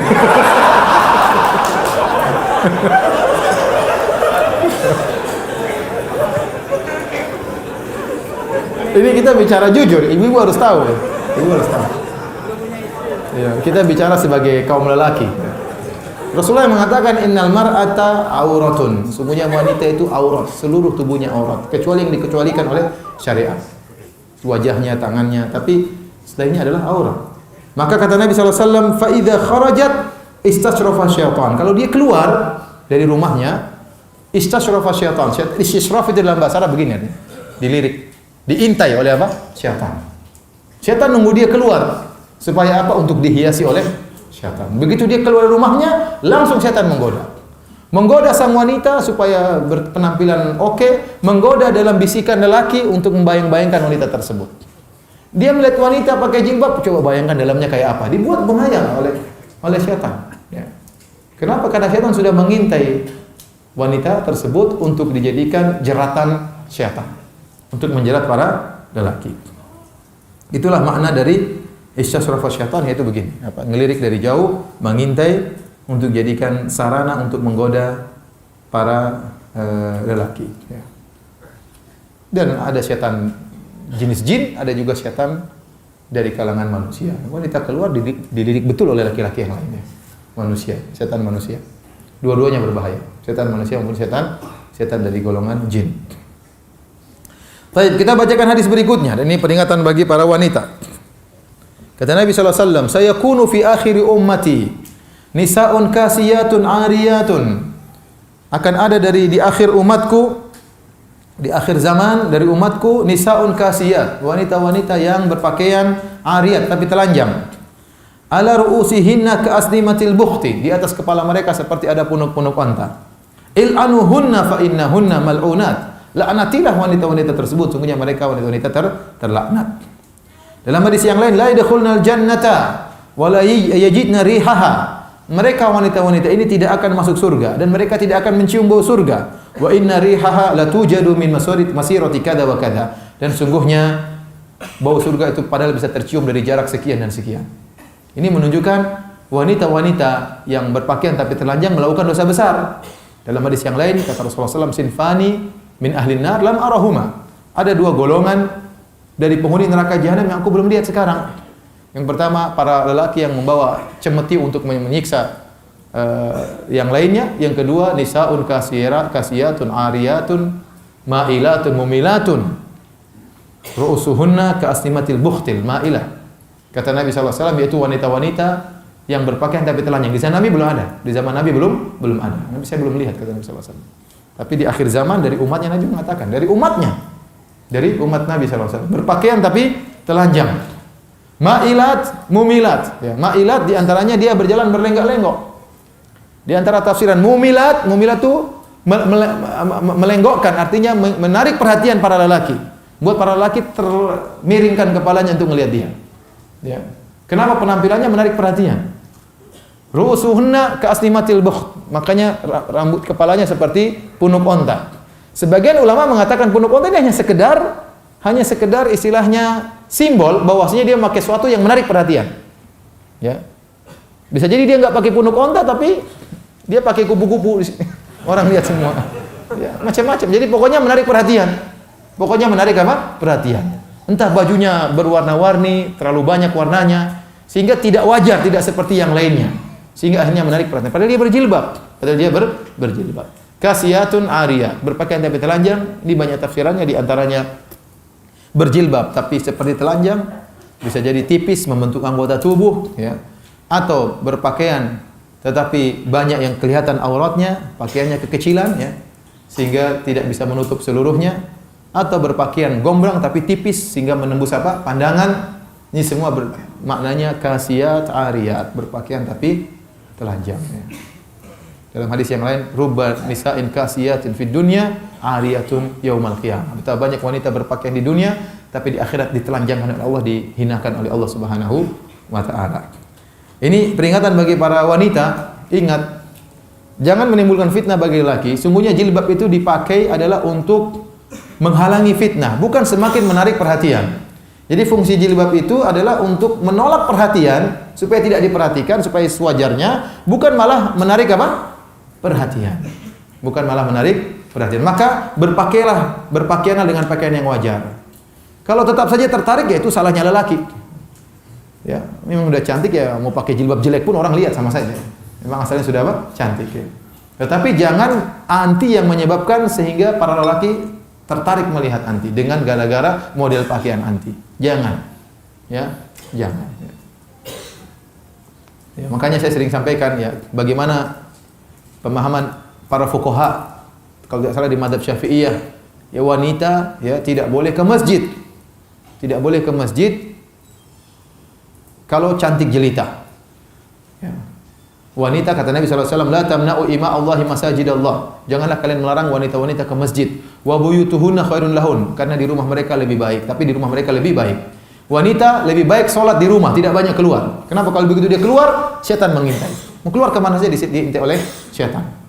Ya. Asalnya waqarna fi buyutikunna, asalnya wanita di rumah tidak banyak keluar. Itu wanita yang baik, wanita solehah, yang betah dengan rumahnya, yang senang dengan di rumah, tidak suka keluar. Kalau enggak keluar gelisah, gatal lah ininya gatal, anunya gatal, ya. Pengennya keluar. Ini salah. Ini keluar dari kodrat wanita. Oleh karenanya, lelaki kalau ingin dapat 27 kali lipat pahala sholat di masjid, wanita di rumah sudah dapat 27 derajat. Wanita tidak usah sholat di masjid sudah dapat 27 derajat. Namun kalau dia ingin ke masjid boleh, kata para ulama, boleh. Tetapi tidak boleh berhias, tidak boleh pakai minyak wangi, tidak boleh menarik perhatian. Kemudian para ulama mengatakan wanita yang terkenal cantik tidak boleh ke masjid. Wanita yang terkenal cantik tidak boleh apa? Ke masjid. Kenapa? Bisa menggoda para lelaki. Ya. Makanya wanita lihat diri. Kalau dia kelihatan cantik, suami bilang kamu cantik sekali, ya sudah, kamu jangan ke masjid. Kalau pas-pasan tidak apa-apa. Baik, hadirin hadirat subhanahu wa ta'ala, ya. Jadi seorang wanita ketika pakai jilbab jangan menarik perhatian. Jangan menarik perhatian. Jilbab yang wajar, ya. Kalau warna pun yang wajar seperti di Indonesia yang warna atas beda, warna bawah tidak jadi masalah. Tapi kalau warna-warni merah, kuning, hijau di langit yang biru, itu repot. Nah, itu menarik perhatian, ya. Ada bunga sedikit sini mungkin tidak, tapi kalau bunganya banyak, bunga mawar di belakang, bunga inilah, itu menarik perhatian. Yang wajar-wajar saja, yang wajar-wajar. Selama itu wajar, tidak mengapa. Tapi kalau sudah enggak wajar, menarik perhatian, maka ini dilarang karena bisa menarik perhatian lelaki. Taib. Hadirin dan hadirat yang dirahmati Allah Subhanahu wa taala, ya. Oleh karenanya, wanita kalau sudah keluar dari rumah diintai oleh syaitan dan akan dihiasi oleh syaitan, dan syaitan sudah berjanji akan hal ini. Di antaranya dalam surat Al-Hijr, syaitan pernah bersumpah, dia mengatakan qala rabbi bima aghwaytani la uzayyinanna lahum fil ardi. Ya Rabbku, ya, karena aku telah tersesat, maka sungguh aku akan menghiasi maksiat bagi anak Adam di dunia. Jadi syaitan memang menghiasi kemaksiatan. Dan ini menakjubkan, ya. Ini pertama kali syaitan hiasi kemaksiatan terhadap Nabi Adam alaihissalam. Ya. Nabi Adam waktu di surga banyak sekali buah-buahan, banyak sekali pohon-pohon. Hanya satu yang diharamkan, buah khuldi. Tetapi yang dihiasi oleh setan yang diharamkan itu. Yang diharamkan itu yang dihiasi oleh setan sehingga Nabi Adam tertarik untuk makan buah tersebut. Padahal buah yang lezat masih banyak. Tapi yang lain dia kurang tertarik. Dia tertarik. Kenapa ini tertarik sama buah khuldi? Karena dihiasi oleh setan. Diiming-imingi, dibayang-bayangkan, dibisik-bisiki oleh setan. Akhirnya dia tertarik. Maka demikian juga maksiat. Bisa jadi seorang bertemu dengan wanita, ya. Istrinya jauh lebih cantik daripada wanita ini. Istrinya jauh lebih cantik, lebih seksi, lebih putih, lebih menarik. Ini pas-pasan. Tetapi setan menghiasi. Sehingga dia tertarik sama wanita ini. Sehingga terjerumus dalam apa? Perzinahan. Kenapa? Karena setan menghiasi. Itu berbahaya. Ya, setan menghiasi. Bahkan Ibnu Katsir menyebutkan tafsir ayat ini, bahwasanya setan membuat lelaki kalau tidak melakukannya akan menjadi gelisah. Uz'ijuhu iz'ajan, aku buat dia gelisah. Kalau dia tidak melakukan, dia gelisah. Dia gelisah. Kenapa? Maksiat tersebut sudah dihiasi. Maka dia merasa pedih kalau yang indah tersebut tidak dia raih. Maka dia terus tertarik, setan terus ya, sehingga dia ingin akhirnya terjerumus, akhirnya berzina. Kenapa? Karena dihiasi oleh syaitan. Ya. Kata orang apa? Rumput tetangga lebih apa? Lebih hijau. Itu karena dihiasi oleh syaitan, padahal rumputnya kuning. Ya. Tapi jadi kelihatan lebih hijau daripada rumput di rumah sendiri. Kenapa? Karena dihiasi oleh syaitan. Itu saja wanita yang pas-pasan bisa jadi cantik jelita akibat syaitan, apalagi benar-benar lebih cantik dari istri kita. Ini bahaya lagi. Ya. Syaitan menghiasinya dengan sangat mudah. Baik hadirin dan hadirat yang dirahmati Allah Subhanahu wa taala, inilah kira-kira ya fitnah wanita dari sisi pertama. Jadi wanita memfitnah lelaki dari dua sisi. Yang pertama menjerumuskan lelaki dalam perkara-perkara yang haram, dalam perzinahan, mengumbar pandangan dan yang lainnya, melihat hal-hal yang haram, menonton hal-hal yang tidak diperbolehkan, semua gara-gara fitnah wanita. Fitnah yang kedua adalah menghalangi lelaki dari berbuat kebaikan. Menghalangi dari berbuat kebaikan. Fitnah yang pertama sudah kita bahas tadi, fitnah wanita. Ya, yang buat lelaki terjerumus dalam zina, mengumbar pandangan yang lain. Sekarang kita bahas fitnah kedua dari fitnah lelaki, dan ini terutama saya sampaikan kepada para ibu-ibu karena ini berkaitan dengan istri. Berkaitan dengan istri. Ya, Allah Subhanahu wa taala berfirman dalam surat At-Taghabun ayat 14 sampai 15, kata Allah Subhanahu wa taala, "Ya ayyuhalladzina amanu inna min azwajikum aw auladikum aduwwan lakum fahdharuhum." Wahai orang yang beriman, sungguhnya di antara istri-istri kalian dan di antara anak-anak kalian adalah musuh bagi kalian, maka waspadalah. Maka waspadalah. Allah menyebutkan dalam surat At-Taghabun ayat 14 bahwasanya di antara istri-istri ada yang menjadi fitnah, menjadi musuh. Maksudnya apa? Para ulama menjelaskan, ya, yaitu wanita tersebut menghalangi kita berbuat kebaikan. Kita terfitnah oleh wanita tersebut sehingga dia menghalangi kita berbuat kebaikan. Para ahli tafsir menyebutkan ada dua sebab tentang turun ayat ini. Yang pertama, jadi istri kalian, anak-anak kalian ya, membuat jadi fitnah, jadi musuh bagi kalian. Yang pertama turun kepada seorang bernama Auf bin Malik Al-Azja'i. Dia memiliki istri dan anak ya. Kalau dia ingin berperang, maka istri anaknya menangis kalau mau berjihad. Sehingga akhirnya istri anaknya berkata, "Engkau meninggalkan kami kepada siapa? Mau pergi kemana? Terus kami gimana?" Ya, akhirnya dia pun kasihan sama istri dan anaknya, akhirnya enggak jadi berjihad. Inilah musuh bagi kalian, menghalangi sang suami untuk berjihad di jalan Allah Subhanahu wa taala. Ini yang pertama. Yang kedua, diriwayatkan juga turun kepada tentang beberapa lelaki yang beriman dan mereka dari penduduk kota Mekah. Mereka masuk Islam.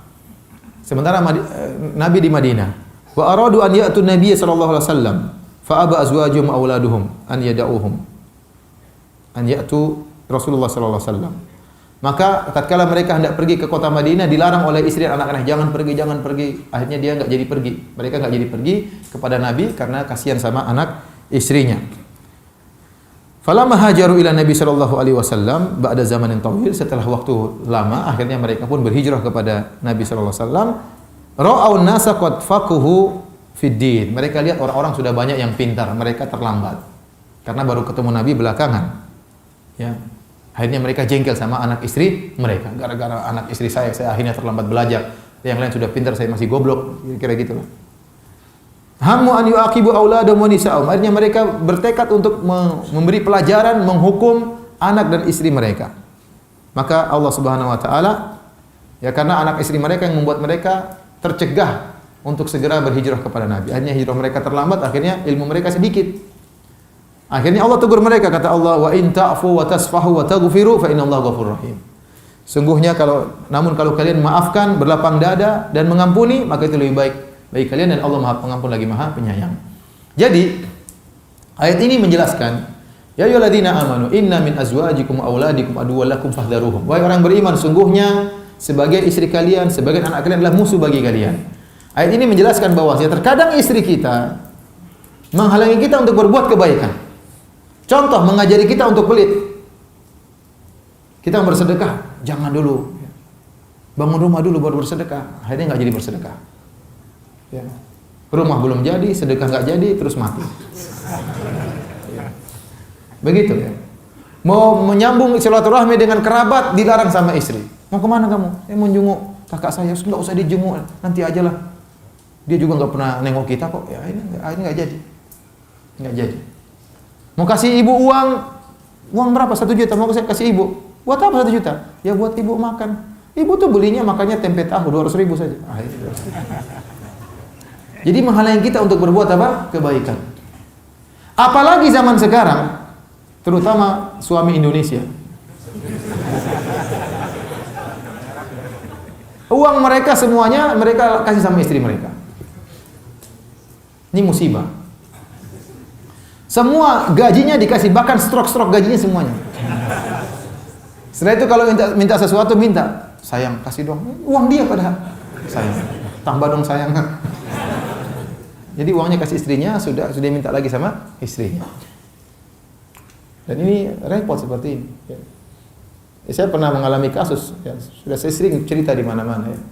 Ada sahabat saya, ya. Dia punya uang 11 miliar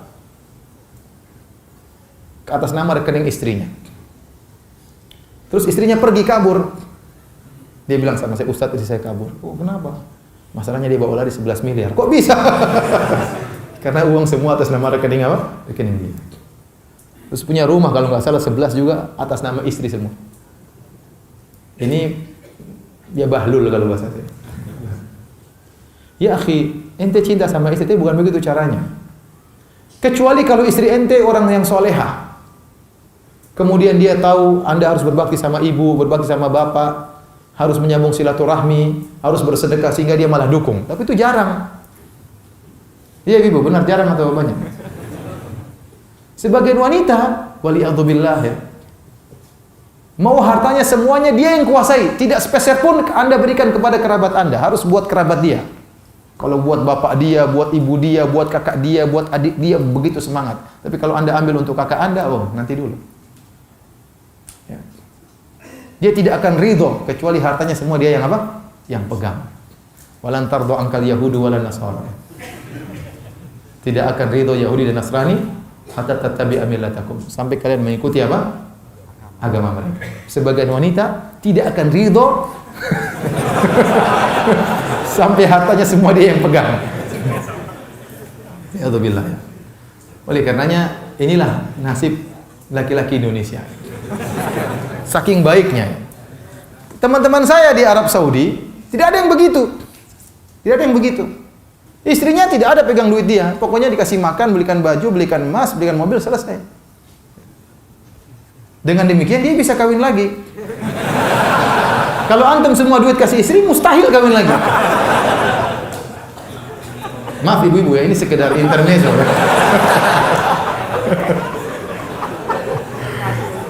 Ibu-ibu marah di bawah ini. Tapi saya bilang begitulah, itu kenapa saking baiknya suami-suami Indonesia. Saya nggak tahu saking baik itu saking bahlulnya, saya nggak tahu. Tetapi demikianlah kenyataan. Maka saya katakan kepada para wanita, kalau Anda diamanahi uang dari suami, maka jangan menghalangi suami dari kebaikan. Kalau suami ingin berbakti sama ibunya, dukung. Suami terkadang boros, maka saatnya kita mengatur. Jangan boros mas, utang belum bayar, ini belum bayar. Tapi jangan ngajari dia pelit. Jangan ngajari dia apa? Pelit. Hidup cuma sebentar.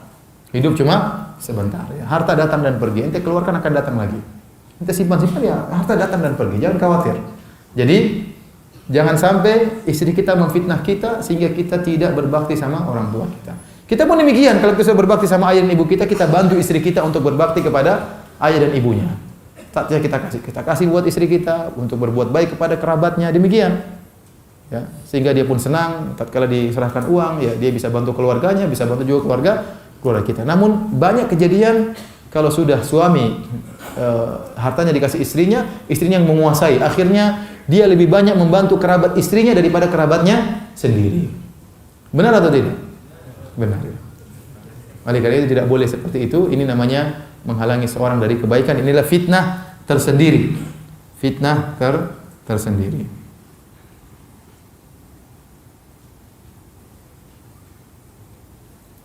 Namun jika seorang laki diberi rezeki istri yang solehah, masya Allah, ya, istri yang solehah, yang mendukung dia untuk bersedekah, mendukung dia untuk menuntut ilmu, menegur dia kalau dia malah sholat berjamaah, dibangunkan, ayo mas sholat berjamaah, ini luar biasa.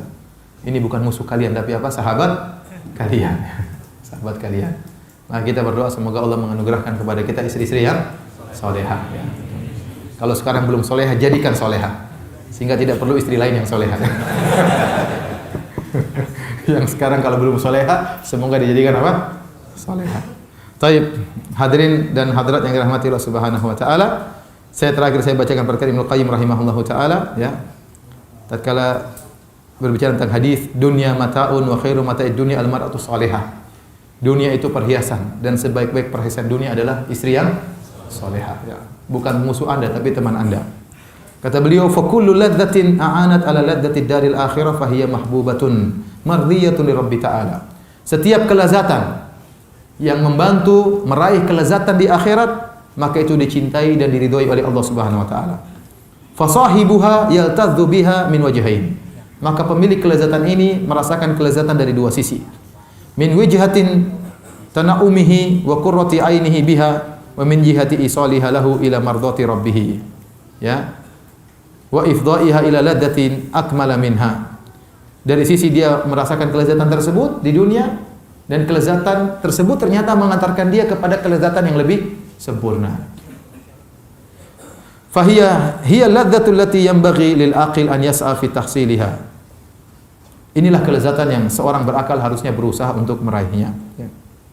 Ya, di antaranya kelezatan istri yang solehah. Maka Anda harus berusaha mendidik istri supaya istri jadi solehah. Kalau istri solehah, Anda merasakan kebahagiaan di dunia sebelum kebahagiaan di akhirat. Kelezatan di dunia sebelum kelezatan di akhirat. Istri solehah lah yang kemudian akan bantu kita untuk bertakwa kepada Allah Subhanahu wa taala. Ya.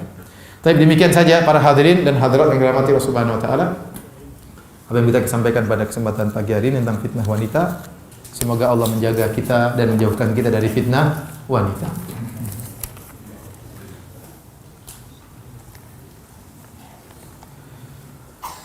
Kalau ada seorang ikhwan yang memberi saran kepada kita untuk bersikap ramah, tidak jelek, tidak jutek, bagaimana kita sebagai wanita untuk menyikapinya? Kalau ada seorang ikhwan yang memberi saran kepada kita untuk bersikap ramah, tidak jutek, bagaimana kita sebagai wanita untuk menyikapinya? Ya, wanita juga tidak jutek, ya. Jutek itu apa sih? Jutek itu apa? Oh, judes, tidak judes, ya. Kita juga tidak suruh wanita judes, yang wajar-wajar saja, ya. Ya Pak, ya silakan Pak. Sudah, itu wajar, nggak jadi masalah. Dia nggak akan tergoda. Kalau iya mas, itu yang bikin tergoda kalau gitu. Tapi kalau wajar-wajar saja, nggak ada masalah. Silakan Pak, silakan Pak, silakan Pak, silakan Pak. Jangan gitu, ini judes dari mana nih? Istrimu dari planet mana? Dari planet bumi. Kita bertamu, kemudian istri teman kita judes, siapa juga yang suka ya? Ya biasa aja, wajar aja. Silakan Pak, silakan diminum. Sudah. Nggak usah banyak ngomong, nggak usah banyak komentar, tapi ramah. Kalau maksudnya ramah demikian nggak jadi masalah. Tapi kalau sampai mendayu-dayu, merendahkan suara, itu dilarang. Ya. Saya ingatkan kepada ikhwan tadi, ayat tadi, ya. Sungguhnya di antara istri kalian ada jadi musuh bagi kalian. Di akhir ayat kata Allah, wa in ta'fu wa tasfahu wa taghfiru fa innallaha ghafurur rahim. Kalau kalian memaafkan, berlapang dada, maka Allah Maha Pengampun lagi Maha Penyayang. Artinya apa? Terkadang istri kita memang jadi musuh. Dia salah, tetapi jangan kita sikapi dengan kekerasan. Allah suruh maafkan. Ya, seperti tadi kisah seorang tadi, dia waktu terlambat hijrah, dia menyesal. Karena istrinya yang melarang dia untuk berhijrah, kemudian dia ingin marah kepada anak istrinya, Allah tegur. Jangan, maafkan saja. Ya. Karena wanita memang memiliki kekurangan. Kalaupun istri kita pernah salah mengajari kita pelit, jangan pulang-pulang dari pengajian kita marah-marah. Gara-gara kamu, jangan.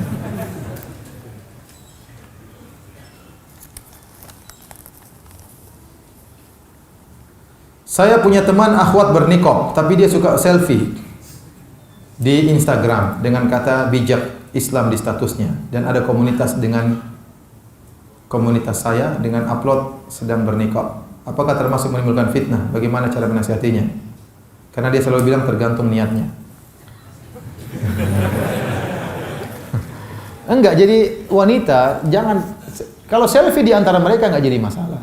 Grup misalnya wanita, tapi harus amanah semua. Jangan sampai dia grup Instagram wanita doang, kemudian ada yang tidak amanah dinukil, dikopas, disebarkan ke yang lainnya. Tapi kalau di antara wanita nggak jadi masalah, mereka saling mengenal ya. Tapi kalau bisa dilihat oleh para lelaki, ya itu masalah. Ya. Saya bilang tadi, wanita itu laki bisa tergerak syahwatnya dari segala bagian tubuh wanita. Lihat matanya, dia penasaran. Ini matanya kayak gini, hidungnya kayak apa ya? Dia penasaran. Laki seperti itu ya. Wah, bibirnya kayak apa, giginya kayak apa. Dibuka geraham semua. Maksud saya bercanda. Maksud saya ngapain wanita selfie kemudian pajang fotonya, ngapain? Kecuali grup komunitas wanita tok dan wanitanya amanah-amanah. Jangan sampai fotonya dikeluarkan. Kenyataannya terkadang ada yang tidak amanah. Foto kemudian apa disebarin. Ya, qadarullah.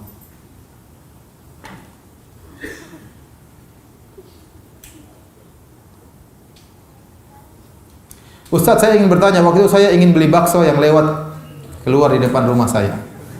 Saya lupa mengenakan cadar dan kaos kaki karena terburu-buru. Takut baksonya pergi kan. Dan suami sedang bekerja, tidak ada di rumah.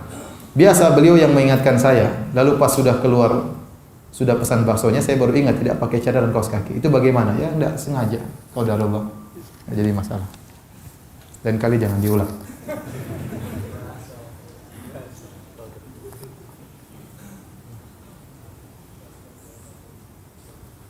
Ana seorang pemuda yang sedang mencari pasangan hidup.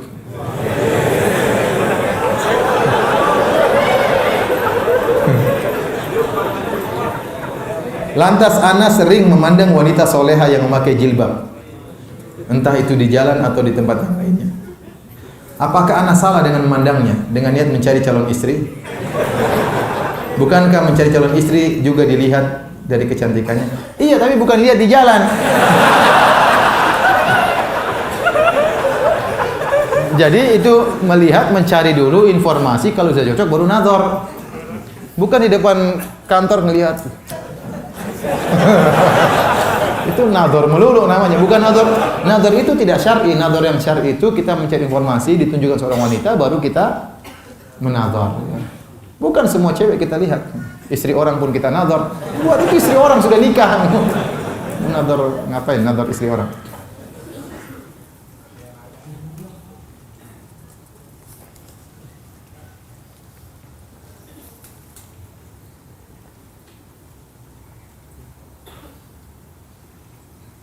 Dalam memilih calon istri, saya selalu melihat fisiknya. Dalam memilih calon istri, saya selalu melihat. Ini selalu kapan ya? Saya selalu melihat fisiknya sebagai kriteria. Karena takut jika nikah nanti tergoda dengan wanita yang lebih cantik dari istri. Saran Ustaz bagaimana? Iya, enggak apa. Ini sunnah melihat fisik, melihat apa? Wajah disunahkan. Fanzur ilaiha, fanzur ila ma yad'u ila nikahiha. Kata Nabi, lihatlah pada perkara yang memotivasimu untuk menikahinya.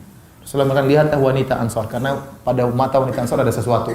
Di wanita Ansor itu mungkin matanya lentik ya, menarik. Rasulullah suruh melihat langsung. Suruh melihat apa? Langsung ya. Jadi kita nikah lihat agama dan juga lihat apa? Kecantikan. Ya, karena kalau tidak cantik, kita tidak suka. Kalau tidak suka repot, nanti kita zalimi istri kita ya. Enggak suka kita ngomelin terus, marahin terus ya. Kenapa kita enggak suka? Maka kita berusaha menikah dengan wanita yang kita sukai.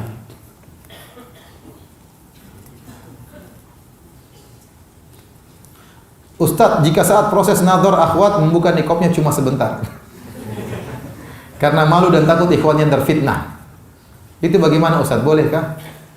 Ya jangan buka, ini memang ingin fitnah dia supaya dia mau.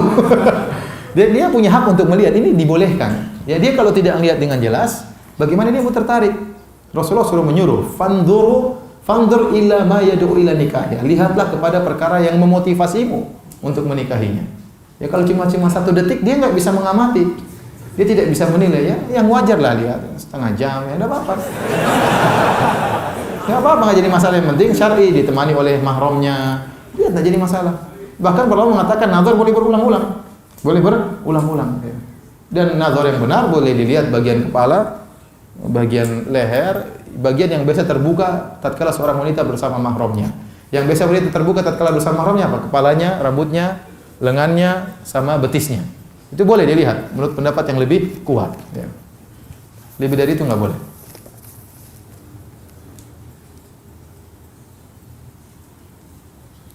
Dahsyatnya fitnah wanita memang luar biasa. Walaupun dengan lelaki yang sudah menikah. Pertanyaannya atas hal tersebut, apakah diperbolehkan seorang lelaki berpoligami untuk menghindari bahaya tersebut? Ini yang tanya sudah tahu jawabannya. Saya bilang masalah poligami, masalah syariat yang lainnya. Ya. Seorang bertakwa kepada Allah, ya, dengan mempertimbangkan segala hal. Ya. Tentu jawabannya boleh. Seorang berpoligami untuk menghindarkan fitnah wanita. Ya. Tentu jawabannya boleh. Tapi poligami punya persyaratan tersendiri.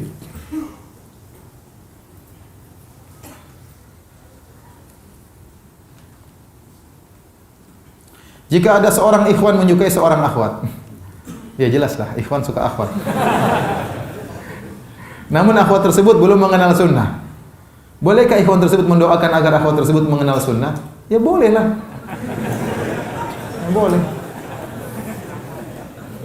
Abu Jahal saja pernah didoain Nabi supaya apa?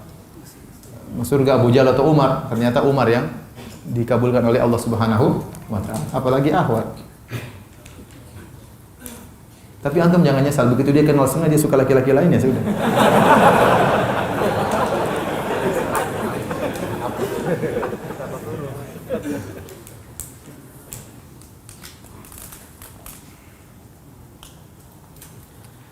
Bagaimana jika ada ikhwan yang ingin melamar seorang akhwat, tapi si akhwat belum siap untuk menikah karena ada hal lain, namun ikhwan tetap kekeh ingin menikahinya? Ya sudah, selamat bersabar. Beri masukan kepada akhwat supaya segera, ya. Tapi kalau dia tidak mau, ya urusan dia. Ya. Ini kalau yang tanya bujangan semua ini. Afwan Ustadz, apakah boleh mewarnai rambut untuk bercantik diri depan suami? Ya boleh, boleh. Warna apa saja boleh. Tak boleh warna hitam untuk menutup apa? Kecuali warna hitam untuk menutup apa? Uban. Itu pun kata sebagian ulama untuk wanita boleh. Ada khilaf terhadap wanita. Tetapi saya katakan sebaiknya warna yang lain. Ustadz, apakah wanita yang memakai jilbab lebar tapi berwarna cerah seperti warna pink, hijau muda termasuk wanita yang bawa fitnah? Tergantung kepada masalah warna. Syariat tidak pernah menentukan. Tidak ada harus warna hitam, tidak ada harus warna putih. Maka masalah warna jilbab kembali kepada uruf, kepada tradisi masyarakat. Setahu saya tradisi masyarakat Indonesia warna bebas. Setahu saya tradisi masyarakat Indonesia warnanya apa? Bebas. Mau merah, mau hijau, mau kuning biasa. Yang penting tidak menarik apa? Perhatian. Jadi tidak mengapa. Apakah benar di Arab Saudi semua bayi yang baru lahir wajib diimunisasi?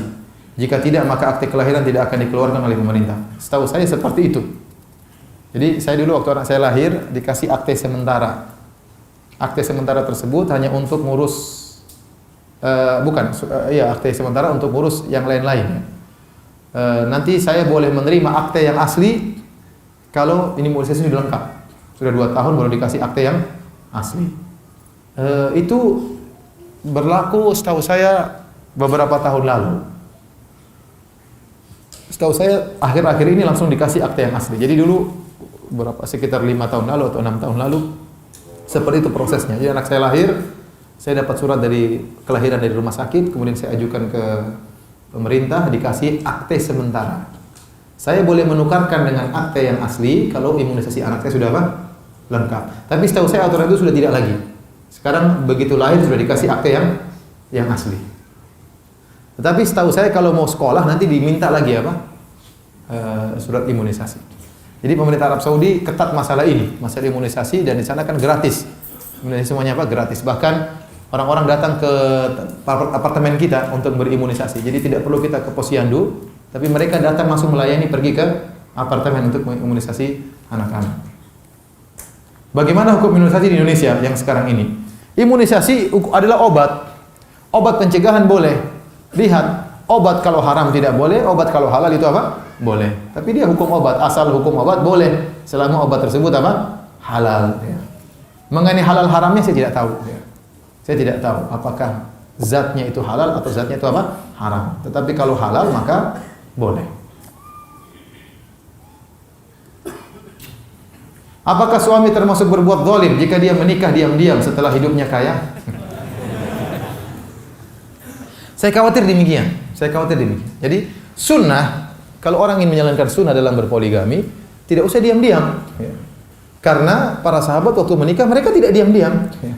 Mereka tidak diam-diam. Ya. Meskipun saya tidak katakan haram untuk diam-diam, tetapi orang yang menikah diam-diam, akhirnya pertama dia menyelisih sunnah Nabi SAW, ya, sunnah para sahabat. Yang kedua, dia akan terjerumus dalam banyak kebohongan yang tidak perlu. Yang ketiga, seandainya dia meninggal, nanti akan terjadi keributan. Anak dari istri pertamanya ribut dengan anak istri keduanya. Istri pertamanya jelas ribut sama istri keduanya. Tapi anak-anaknya khawatirnya rebut-rebutan harta. Yang merasa ayahnya tidak, inilah macam-macam lah. Ya, dan kita bahwasanya anak-anak kita harus saling mengenal dari ibu yang berbeda. Maka saya sangat tidak menganjurkan kalau ada orang menikah dengan diam-diam. Kalau menikah ya udah terus terang saja, terima risiko yang ada.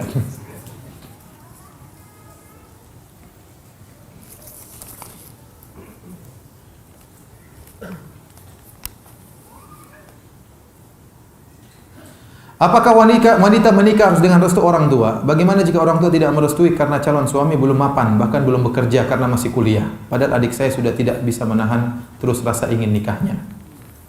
Jadi, jadi wanita tidak boleh menikah kecuali dengan walinya, ya. La nikaha illa biwali. Tidak ada nikah kecuali dengan wali, kata Nabi sallallahu alaihi wasallam. Ayyuma imra'atin ya nakahat bi ghairi idzni waliha fanikahuha batil. Kata Nabi, wanita mana saja yang menikah tanpa izin walinya, maka nikahnya batil, tidak sah. Maka seorang kalau ayahnya tidak setuju, yang penting ayahnya, karena walinya adalah siapa? Ayahnya.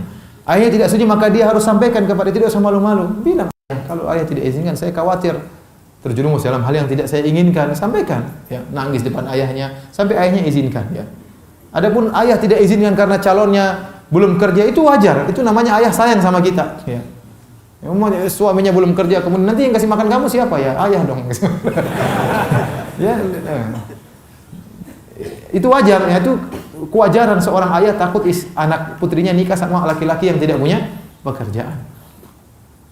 Tetapi kalau ada sebab yang lain, dia takut berzina dan macam-macamnya, dan dia sampaikan kepada ayahnya, insya Allah suami saya bertanggung jawab, sementara dia akan dibantu oleh orang tuanya misalnya, ya, kasih pemahaman kepada ayah, maka tidak mengapa, ya.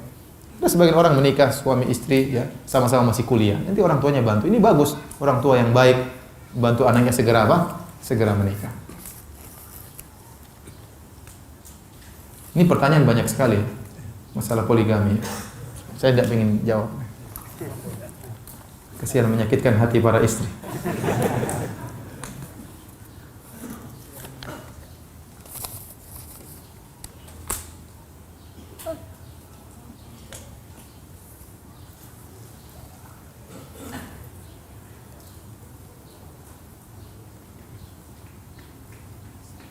Ustadz, bagaimana kalau suami ingin dia layani saat anak-anak masih beraktivitas?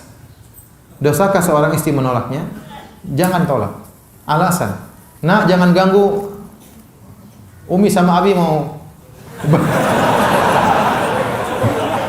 beraktivitas. Banyak alasan lah. Umi lagi sakit, pusing kepala, ya, atau lagi ingin dipijit, Abi lagi pijit dan ganggu, ya. Bisa lah. Kasihan suami kalau nggak dilayani. Bisa lah anak-anak di apa? Di anunya. Diusir. Jangan ditolak, jangan ditolak. Selama ada jalan keluar, kenapa kita tidak tempuh jalan keluar tersebut? Contohnya bilang lagi ingin apa, urusan apa, jangan ganggu ayah dan ibu, lagi ingin istirahat, ya banyak cara. Ustadz, mana yang lebih penting, bayar utang atau sedekah? Bayar utang. Bayar utang. Tidak boleh orang bersedekah kalau masih punya utang yang sudah jatuh tempo. Saya ulangi, tidak boleh bersedekah, hukumnya haram. Bagi orang yang bersedekah sementara utangnya sudah jatuh tempo. Kalau utangnya tidak jatuh tempo, tidak apa-apa. Selama dia bisa tahu kalau masih jatuh tempo, dia bisa bayar. Yang paling utama dia bayar sedekah pada dirinya sendiri sebelum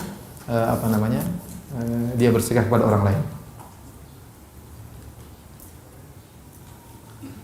Lebih utama mana, memberi nafkah kepada istri atau membeli buku-buku agama?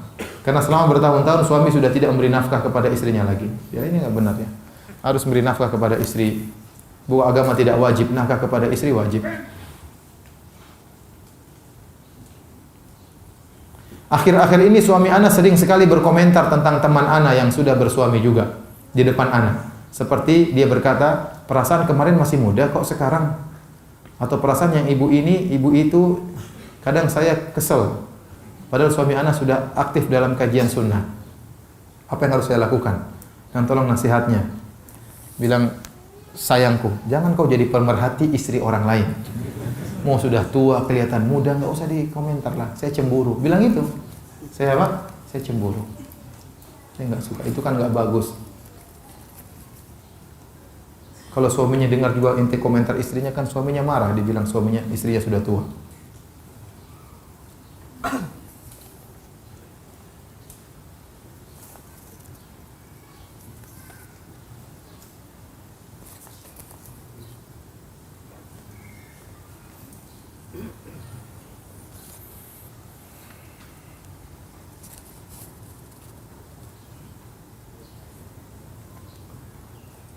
Ustadz qadarullah, ana punya anak laki-laki yang musyrifnya laki-laki. Karena suami sibuk, ana yang lebih aktif menghubungi musyrif. Ana agak menjaga agar tidak terjadi fitnah hati. Bagaimana sebaiknya? Ya kalau kita khawatir fitnah hati, enggak usah hubungi musyrif tersebut. Suruh suami yang hubungi.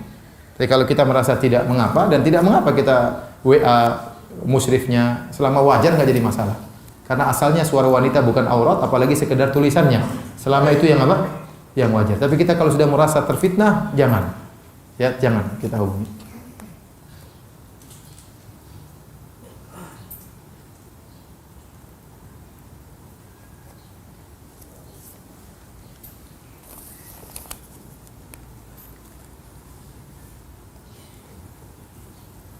Apakah boleh mengajak seorang akhwat yang bukan mahram ke tempat kajian dengan maksud supaya si akhwat segera mendapatkan komunitas solehah? Karena akhwat ini baru proses hijrah dan tidak mempunyai komunitas akhwat solehah. Tidak apa-apa. Tidak apa-apa. Ada pengajian kasih tahu share ya. Ya, tapi tadi jangan macam-macam ya.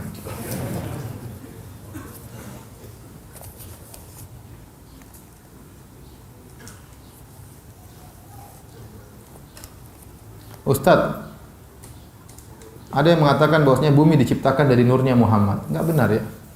Enggak ada dalilnya. Bumi sudah ada sebelum Nabi Muhammad ada.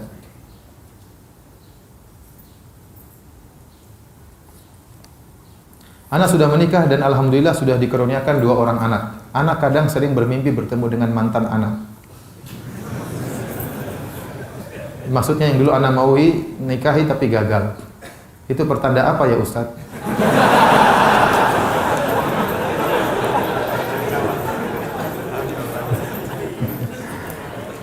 Apalagi mimpi ketemu mantan habis diomelin istri. Waduh. Enggak usah tanda apa-apa ya, udah anggap aja lewat. Anda udah dikasih yang halal, jangan cari yang haram.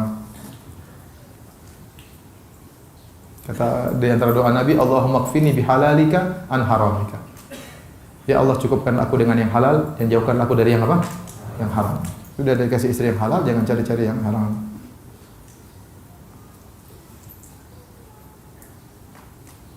Ustadz, saya mau menikahi wanita, tapi saya meminta waktu sampai bulan Syawal. Bagaimana jalan yang baik agar tidak terjadi fitnah pada saat menunggu sampai bulan Syawal? Saya pun tidak pacaran, tapi kita sudah sepakat mau menunggu sampai Syawal. Ya sudah, tunggu aja. Enggak usah macam-macam ya. Tunggu saja.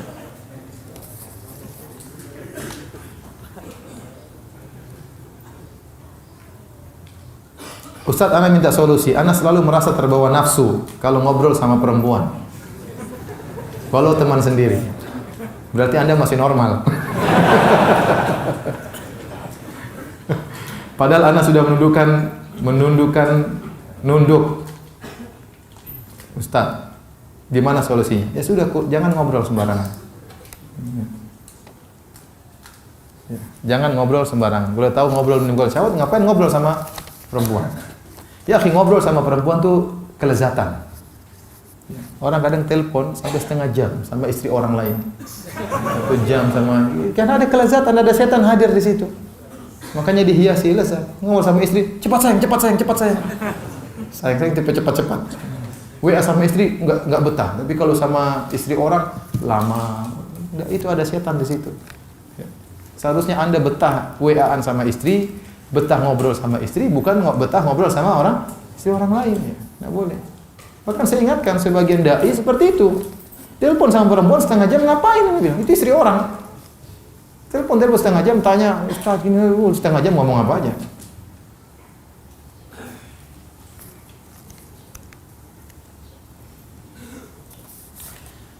Demikian saja kajian kita, ya.